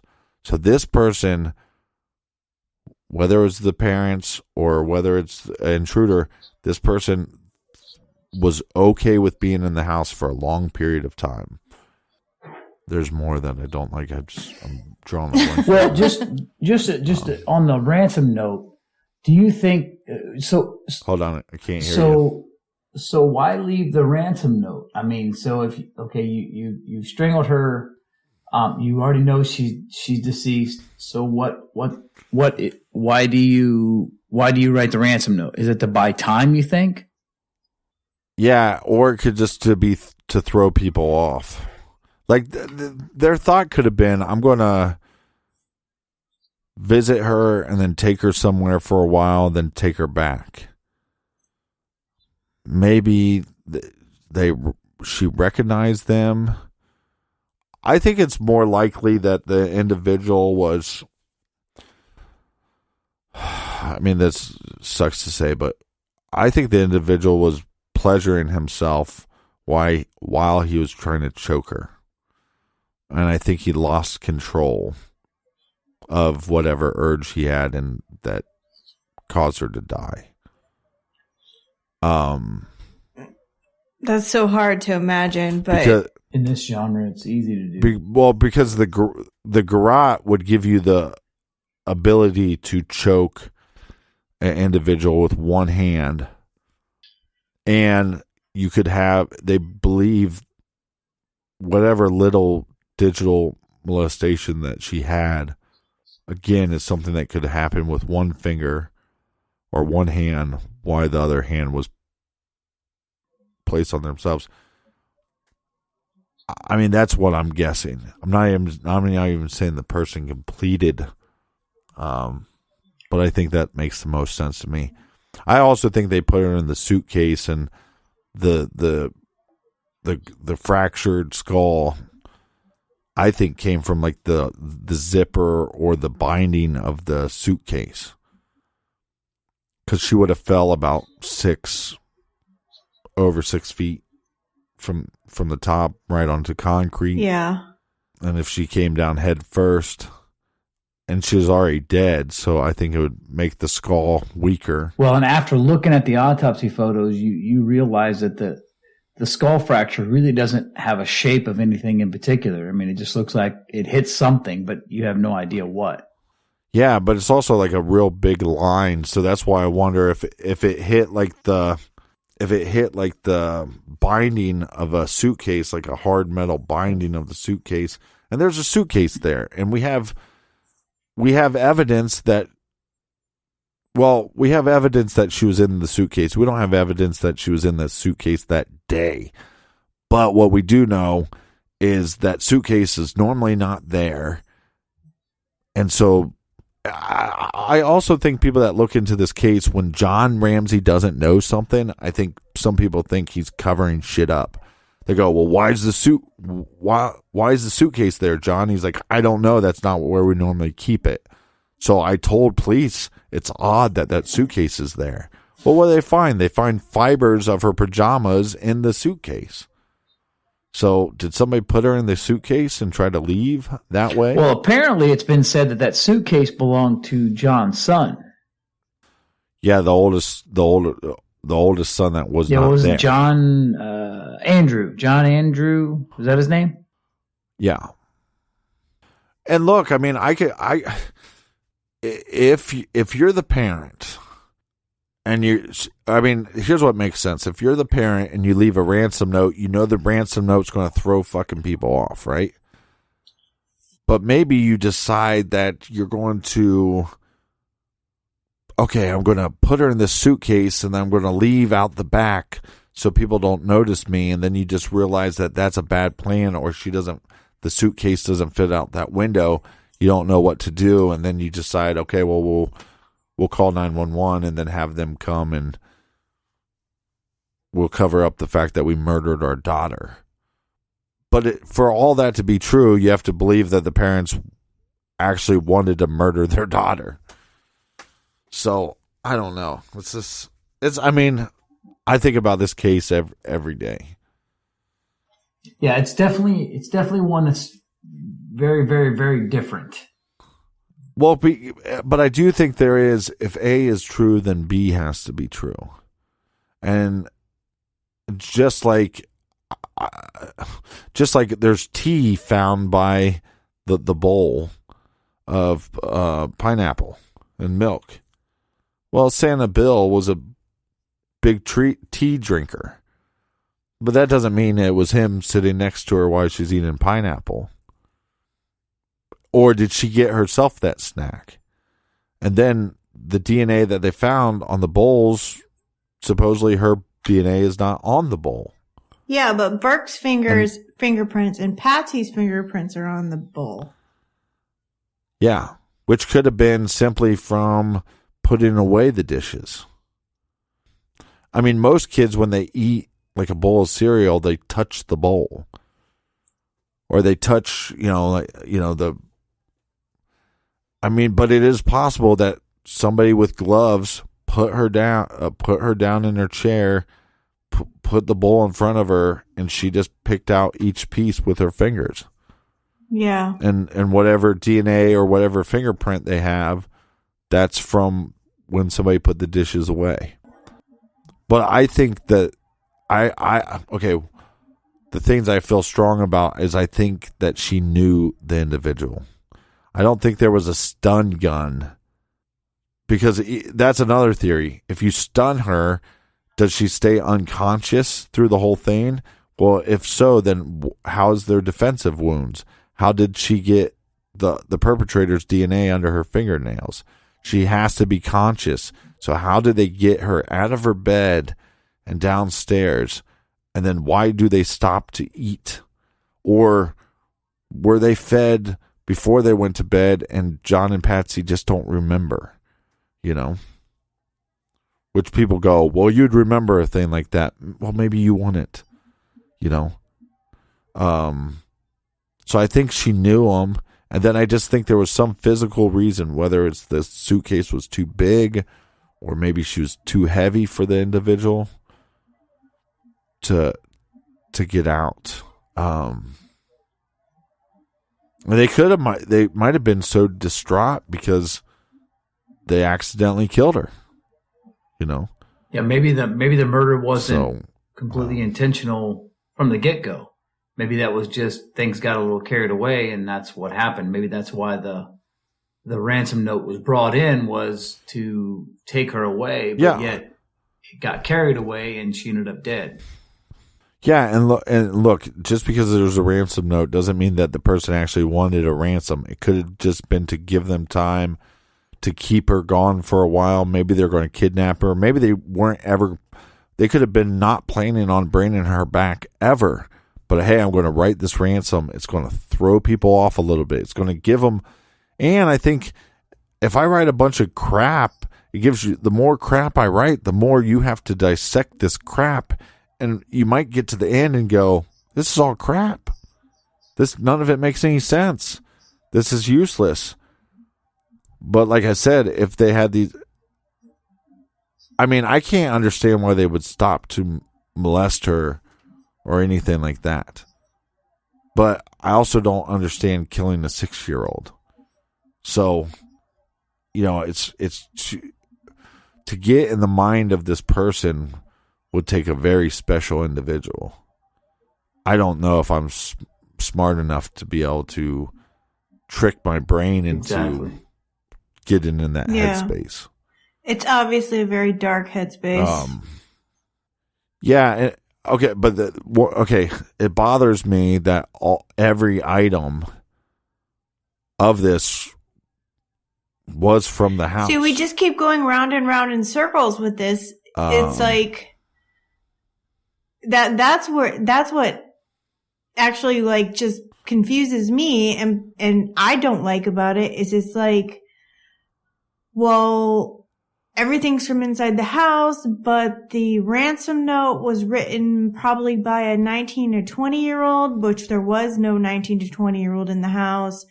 And the Santa coming afterwards, and then there's a teddy bear from outside the house and nobody knows where it came from. My brain is hurting right now. Well, and then on top of that, okay, just to throw a wrench in to make your brain hurt more, you have on record Patsy Ramsey and John Ramsey saying, we don't know where that bear came from. Well, they're not hooked up to a lie detector. We don't know if they're telling the truth about that or not. You know what I mean? Like, that's where it gets, I think that's where it gets so complex. And it's like, look at the Amy Mihalovic case. This girl goes missing. There's a bunch of suspects. People have looked into that case for years. If it's this new suspect, he was on nobody's list. He was on nobody's radar. And it very well could be somebody not on their radar.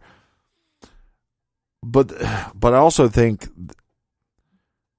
if they're to summarize it so we stop losing our freaking minds, because I could just go in circles and circles, and that's why I just did over and over every day for it's probably like 6 weeks. I mean, I started feeling like I was going to throw up every time I thought about the case because I was just going in circles.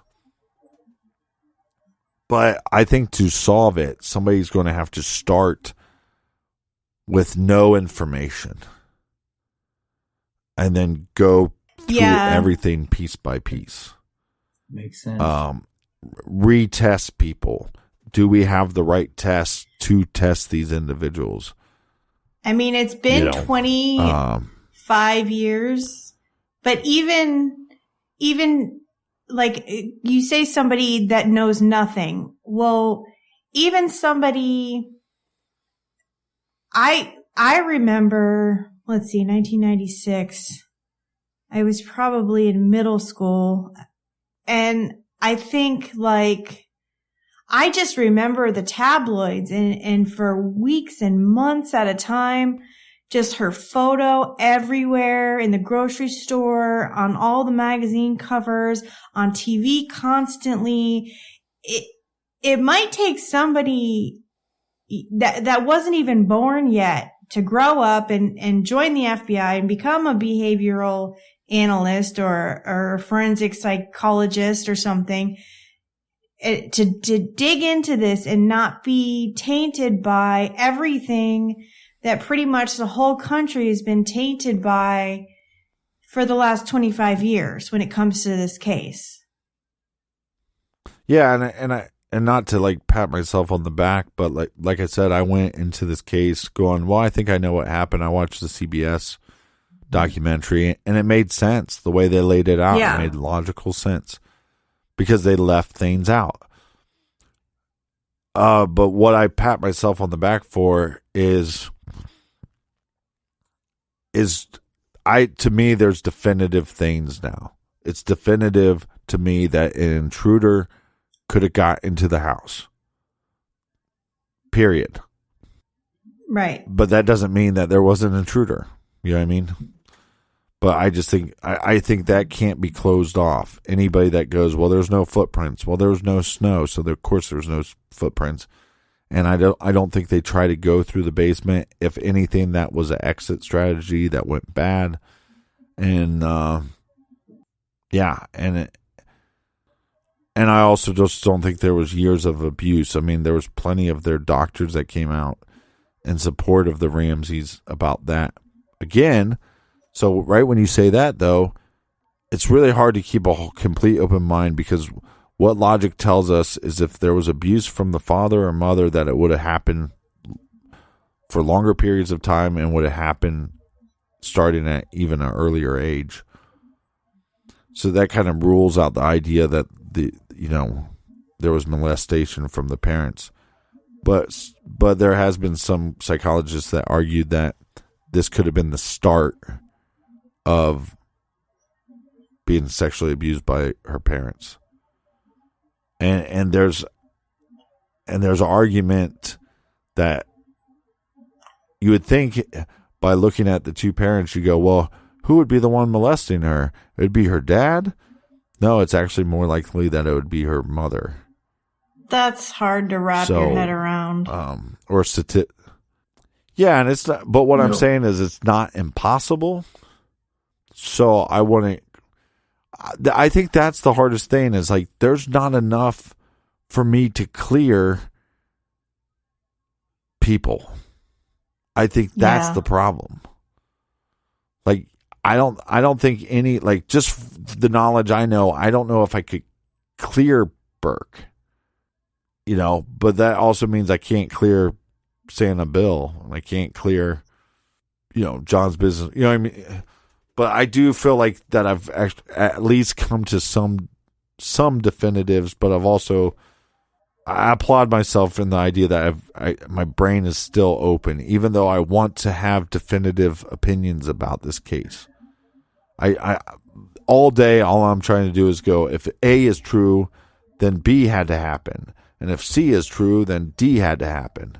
And then sometimes I get stopped because I'll get to like F, and I'm like, well, exactly. Well, one of the problems too is, the police have to not only, and people say, oh, why can't they just pick this person and go with it? If it's Santa Bill, then it's Santa Bill, and just arrest him. Well, you got to go through the court of law and the process. If you don't have the facts and you don't have the evidence and the information to present to a jury, and you're not going to get a conviction, then there's absolutely no reason to arrest Bill. Therefore, they can't just go put handcuffs on him and throw him in jail and say, okay, well, we got the killer, because they can't get a conviction.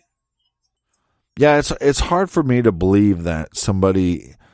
And look, John Ramsey wasn't obsessed with money. I think he was obsessed with success. But he spent his whole life savings to try to.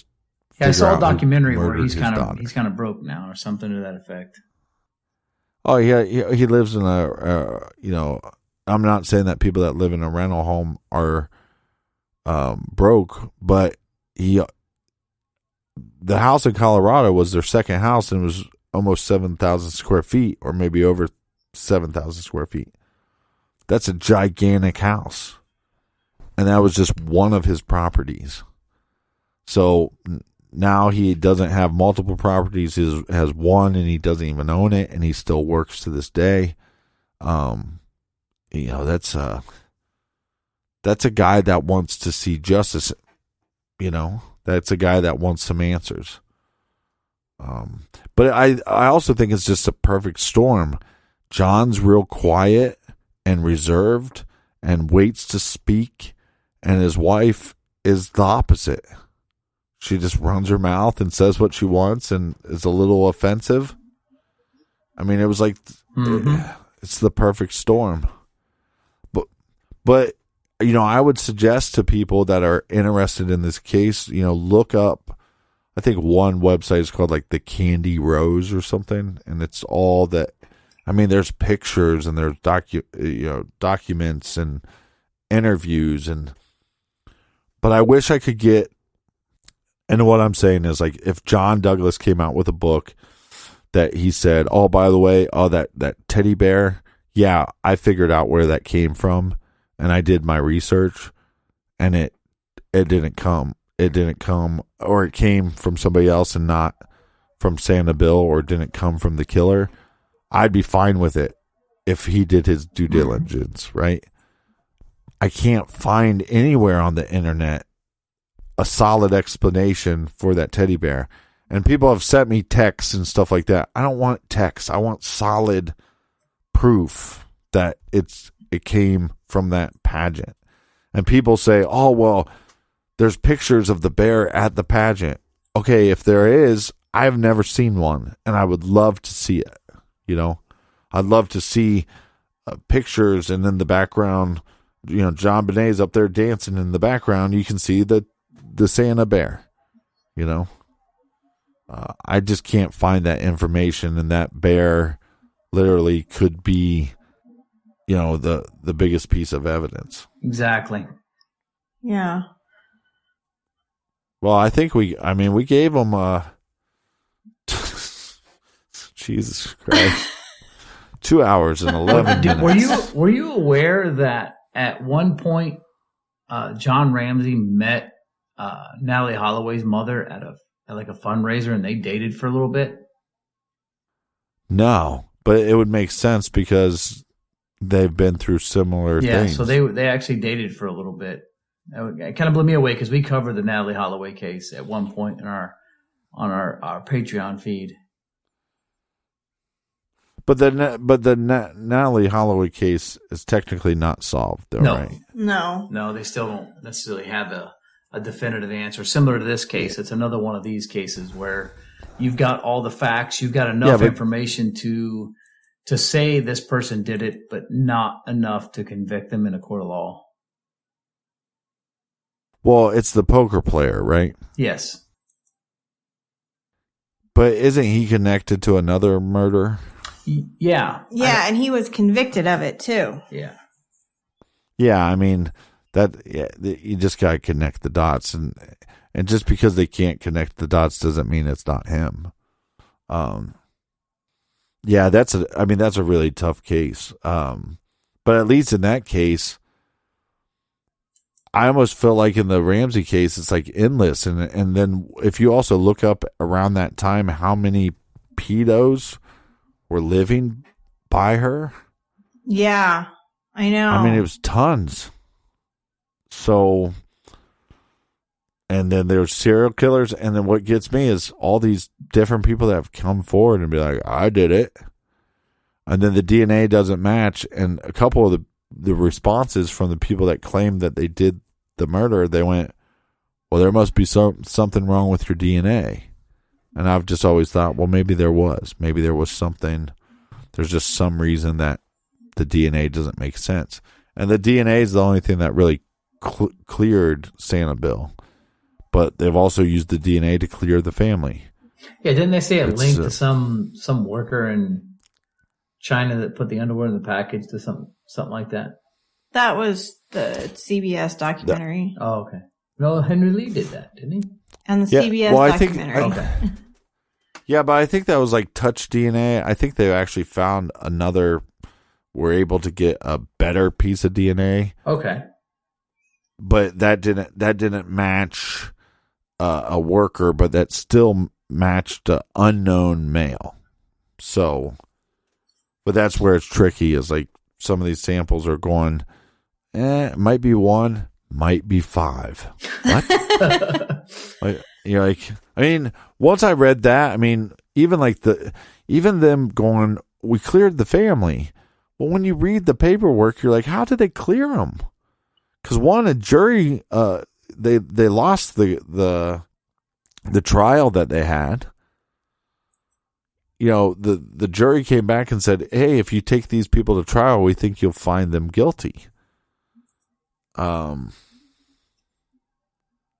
So I just don't understand why the DA came out and cleared them. But I also think this case is very Republican Democrat in the sense of people pick sides. I think it's an intruder. I think the family did it. Now all I'm going to do is try to prove my point. Yeah. And I think because of that, there's pieces of information that we're missing, and we were not going to get to the capital T truth. Yeah. Capital T truth. And we're definitely This is going to be like the not longest episode. I'm already thinking in my head, like, I might break this into 2 parts. If I was you, I'd break it down into 4. That's too much work. And just like, no, because what you do is you edit like 30 minutes. Wherever we stop, you stop, upload it. Next day, edit 30 minutes, upload it the next day. Is that how you do True Crime Garage? I know we used to edit live. Nick would talk, I would talk. If I messed up, I'd go, "Oh, I'm sorry," and would go back. But just recently, we just hit record, just like we do with Off the Record. And if we mess up, we keep going, and then I'll fix it. I fix it later. Yeah. We do a mixture of both of those. I mean, sometimes I have to edit when he's there because I'm like, I can't sit around later. It's just like, it's technically not more work, but it is more work because you're putting it off to another, you're giving yourself another step in the process. Right. Instead of just going, I'll get it here. But it gets him out of my hair earlier, so sometimes that's good. Yeah. I mean, we talk about so much stuff that the funny thing was, I think one time we got on the phone to talk about some case, and Nick was arguing that it wasn't a 2-parter, and we talked for like 8 hours about the case. And I go, couldn't it be 2-parters? It could have been 4 weeks. Yeah, right. It could have been an 8-parter.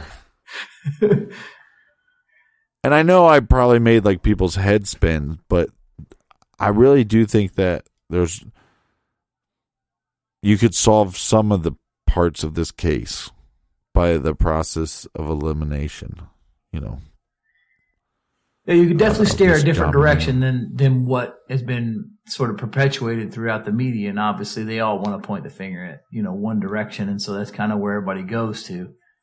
Well, it's just like writing a book, though, if you have the sources and like, just like Jim Clemente, I can say whatever I want. If you come after me, you're not suing me.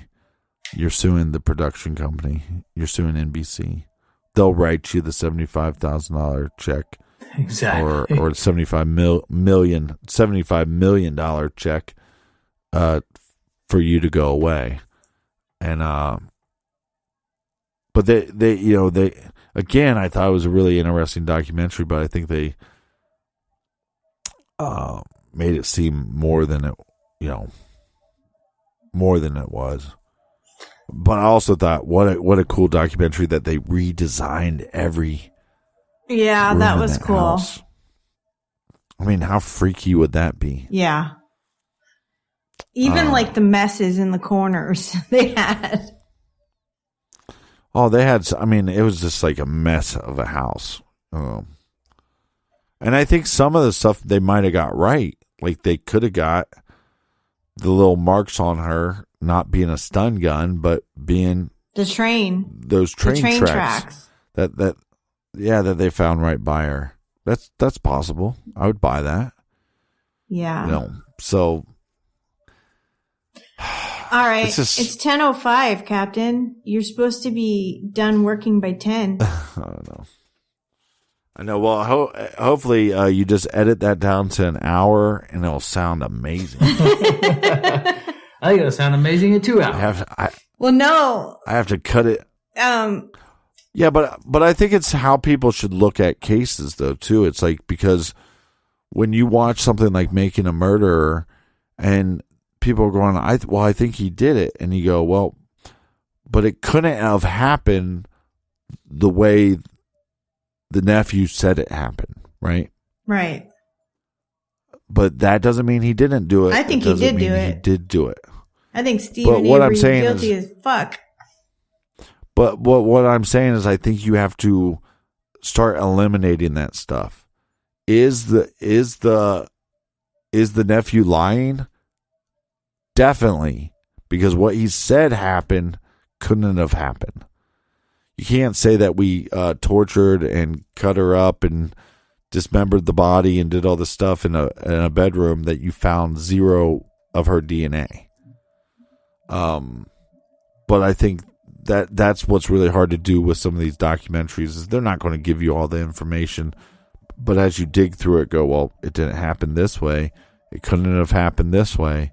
It definitely didn't happen this way. You know what I mean? Mm-hmm. Yeah. And then that gets you, I think, closer to the truth.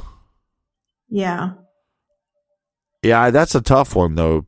And I also think that there's cases like Michael Peterson, Scott Peterson. Statistics tell us who did it.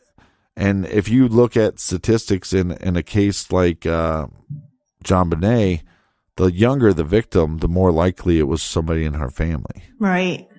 So the statistics point to mom, dad, or brother. So anytime somebody says, I don't agree with the intruder theory, I'm like, statistics would say you're right, And I love debating it because everybody's going to come up with these different avenues. Just like with the Stephen Avery case, I mean, statistics tell us that it would have been her boyfriend. So, yeah. And maybe the boyfriend should sign in when he goes on search parties. Mm-hmm. He might want to sign in. Yeah. But also, and then here's the other thing too, is who's the lady that's working for Stephen Avery? Kathleen Zellner. Zellner, yeah. Yeah, Zellner has this huge percentage of people that she's got out of prison, and she never tries to get somebody out of prison that she thinks is guilty. Wow. So, but here, I think this is why people shouldn't argue so much. It's because maybe based off of what you know, that you have a logical reason to believe Stephen Avery's guilty.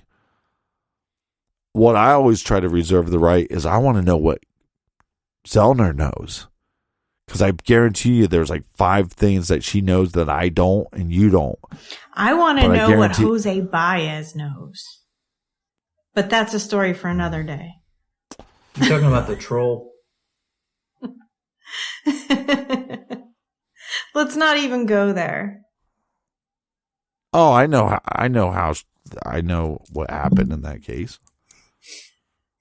Oh, let's not even go there. I can't go there. But right I mean, nobody wants to hear it though. Look, here's probably what happened in the Casey Anthony case. She was going over. She was using a sleep aid to have her daughter fall asleep, and she couldn't put her daughter in the back seat and go to a club, so she would put her daughter in the trunk. And I think one day she got too wasted and she didn't wake up in time to go get her daughter. And her daughter died in the trunk. It makes the most logical sense. It's an interesting theory. Yeah. I mean, there was horrible decay smell coming from the trunk. In Florida, a baby is not going to survive that long. Most in a hot trunk. Can't. Right. In a hot trunk. Not a hot car, but a hot trunk. And where do we know she was going? We know she was going to her boyfriend's house, and we know she wasn't dropping her off to any sitter, so she had to put her kid somewhere, so she put her in the trunk, and then she was going out drinking. That's the most logical thing. And whatever Google searches she did was either to try to cover that up or, which she didn't do that good of a job of because all she did was just dump the body. Yeah. It's just... we refuse to even cover that case, even though we cover Florida. Of all the cases we've covered, that's the one Lauren probably knows the absolute most about. But I refuse to cover it because I'm not giving that bitch any more attention. Well, I think it's. I never found that case to be that difficult. I mean, other than the fact of when you think about, and in her defense, and well, not in her defense, this is not any excuse, but people do some dumb shit. Yeah. But the cause of what I'm saying is what she was doing by putting her daughter in that trunk, like the room of error is very small, but I don't think she was smart enough to understand that. You know, if the sun comes up 15 minutes earlier, you might be 15 minutes too late. Yeah. And I don't think she understood that, but I also think she was smart enough to understand that if I actually tell the truth, that hey, I just wanted to hang out with these people, and I didn't know what to do with my kid. I made a mistake. I was putting her in my trunk, and I fell asleep, and I didn't wake up in time. That she can't tell the truth because no matter what, you're a pile of shit, you know? If that makes any sense. Like, if you backed out of your driveway and you accidentally ran over your kid, nobody's going to fault you for that, you know? If you accidentally left the gate open to the pool, nobody's going to fault you for that. You're going to beat yourself up about it forever. That's a good point. But here's what she did. Here's the difference of what she did. She took her kid and put the kid outside and then opened the gate to the pool. And then she went to the grocery store for an hour. That's what she did. You see what I'm saying? Mm-hmm. I knowingly put my daughter in the trunk knowing that there's a little room for error. And if the trunk gets too hot, she's going to die. And that's what she did. And that's why she's a giant piece of shit. Yeah. And that bitch is so stupid that she sits there and tells you that OJ's innocent. So she's a piece of shit. She's just the. And I watch, and I'm sure you guys watched all that stuff when it was coming out, because that's all my ex-wife watched, and then I just got so sick of it. And I think the reason why I hate her so much is the first time they posted a picture, like she looked kind of cute in the picture. And my first thing was like, oh, she's kind of cute. Who's that? Like, I didn't say she was cute because my ex-wife would have killed me. But I just said, oh, who's that? But in my head, I'm thinking, oh, she's kind of cute. And once she explained who she was or what she might have done, I was like, I think I hated her more, you know? She's easy to hate. Because, like, well, but she's also, like, one of the, like, yeah, she looks good at 1 in every 100 pictures. So. The troll. Troll. And then to have the nerve to try to throw your parents under the bus and throw your dad under the bus, to have the nerve. Oh my God. Yeah. Oh, God. That bitch should have her face put on fire, and somebody should light her face on fire and then put it out with a shovel. Yeah. And then just rinse and repeat until she goes away. Damn. Captain, how do you really feel? I know when you guys did the episode on her, you kept calling her the troll, which I thought was hilarious. Well, I wanted to call her more than that because I think that's the tough thing that we do, and you guys know this. When you start thinking about the victims, you know, and like that's the thing about like the JonBenet Ramsey case.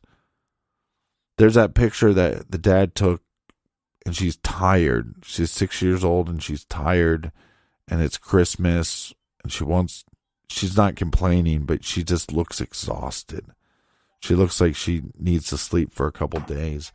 And you see a picture like that, and you think about your nieces or nephews or kids of your own, and you see that precious little girl, not the dolled up girl. And you just think, some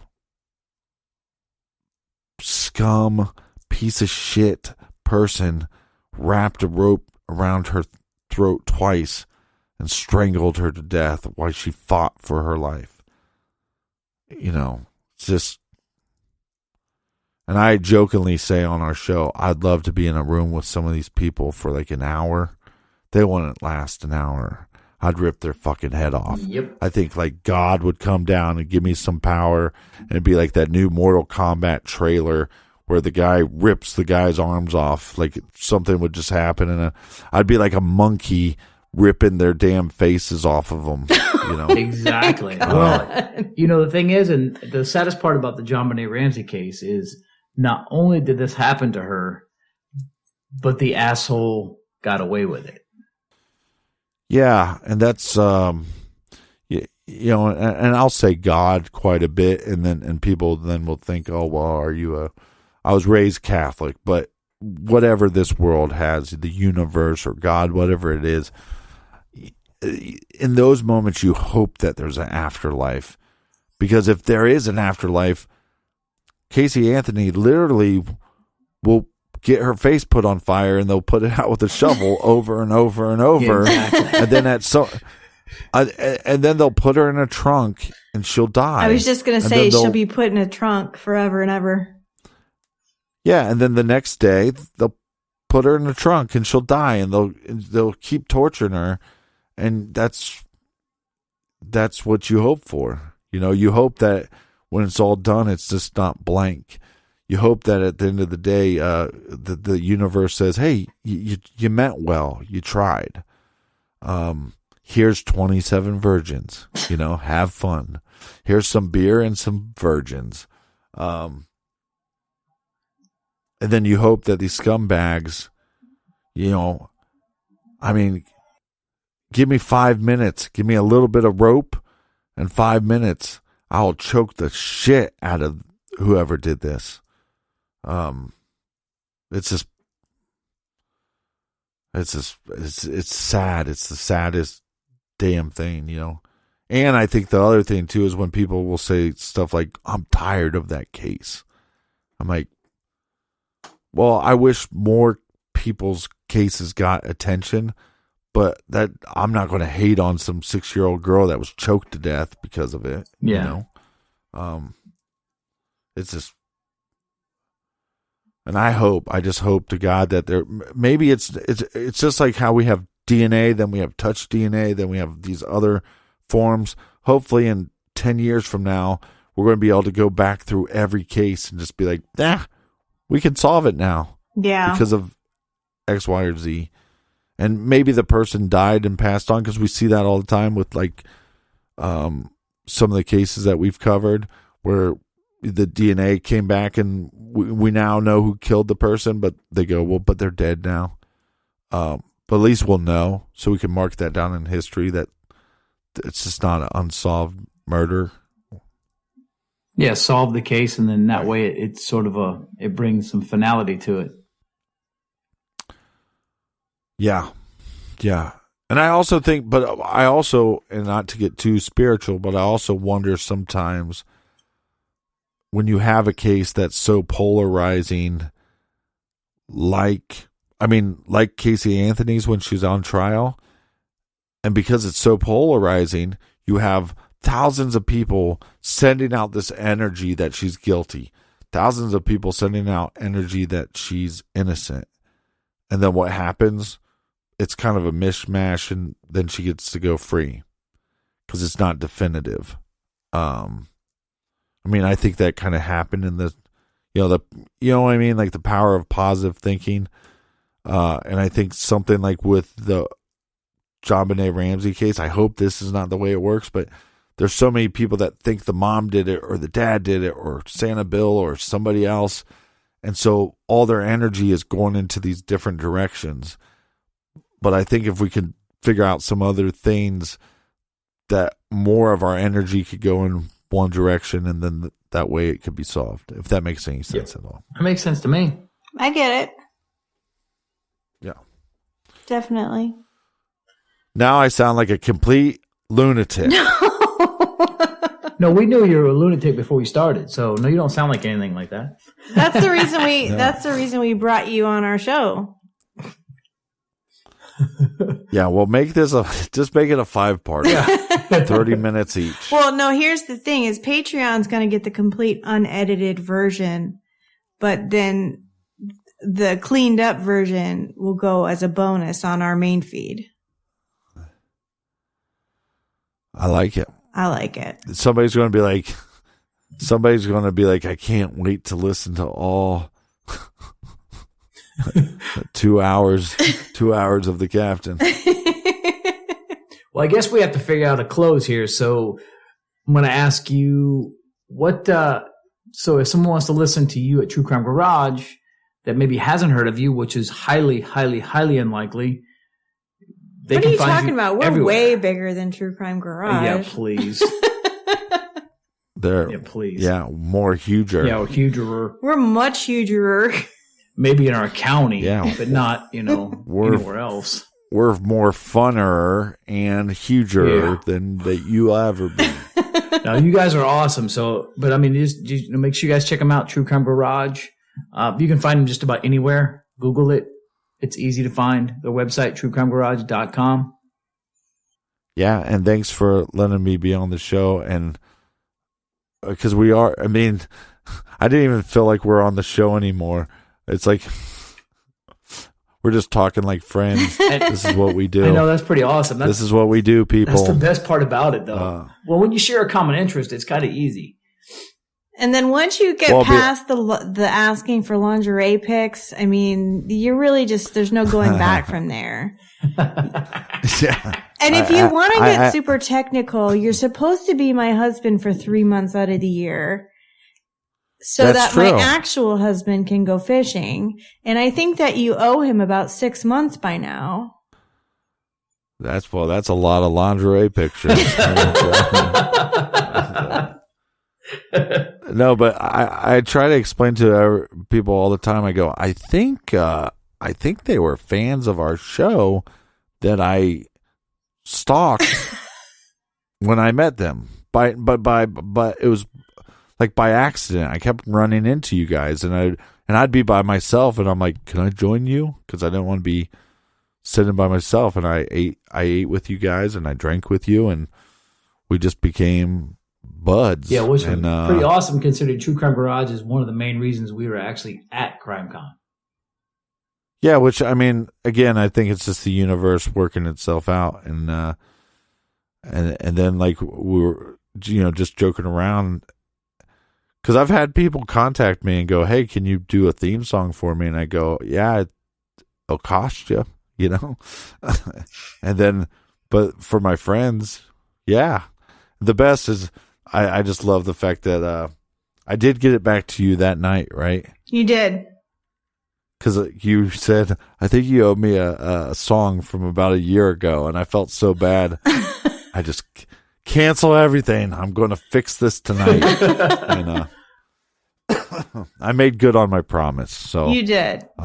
You guys are the best, and anybody that's listening, you guys should, whether it's signing up on the Patreon or just dumping a little bit into the donation cap.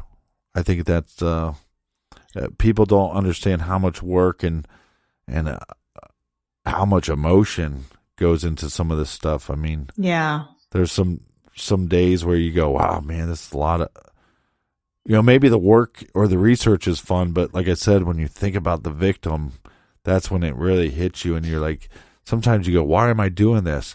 But you guys know why you're doing this, because when your fans are so awesome, like your guys' fans, you go, hey, that's we got to keep going, Yeah. Yep. That's true.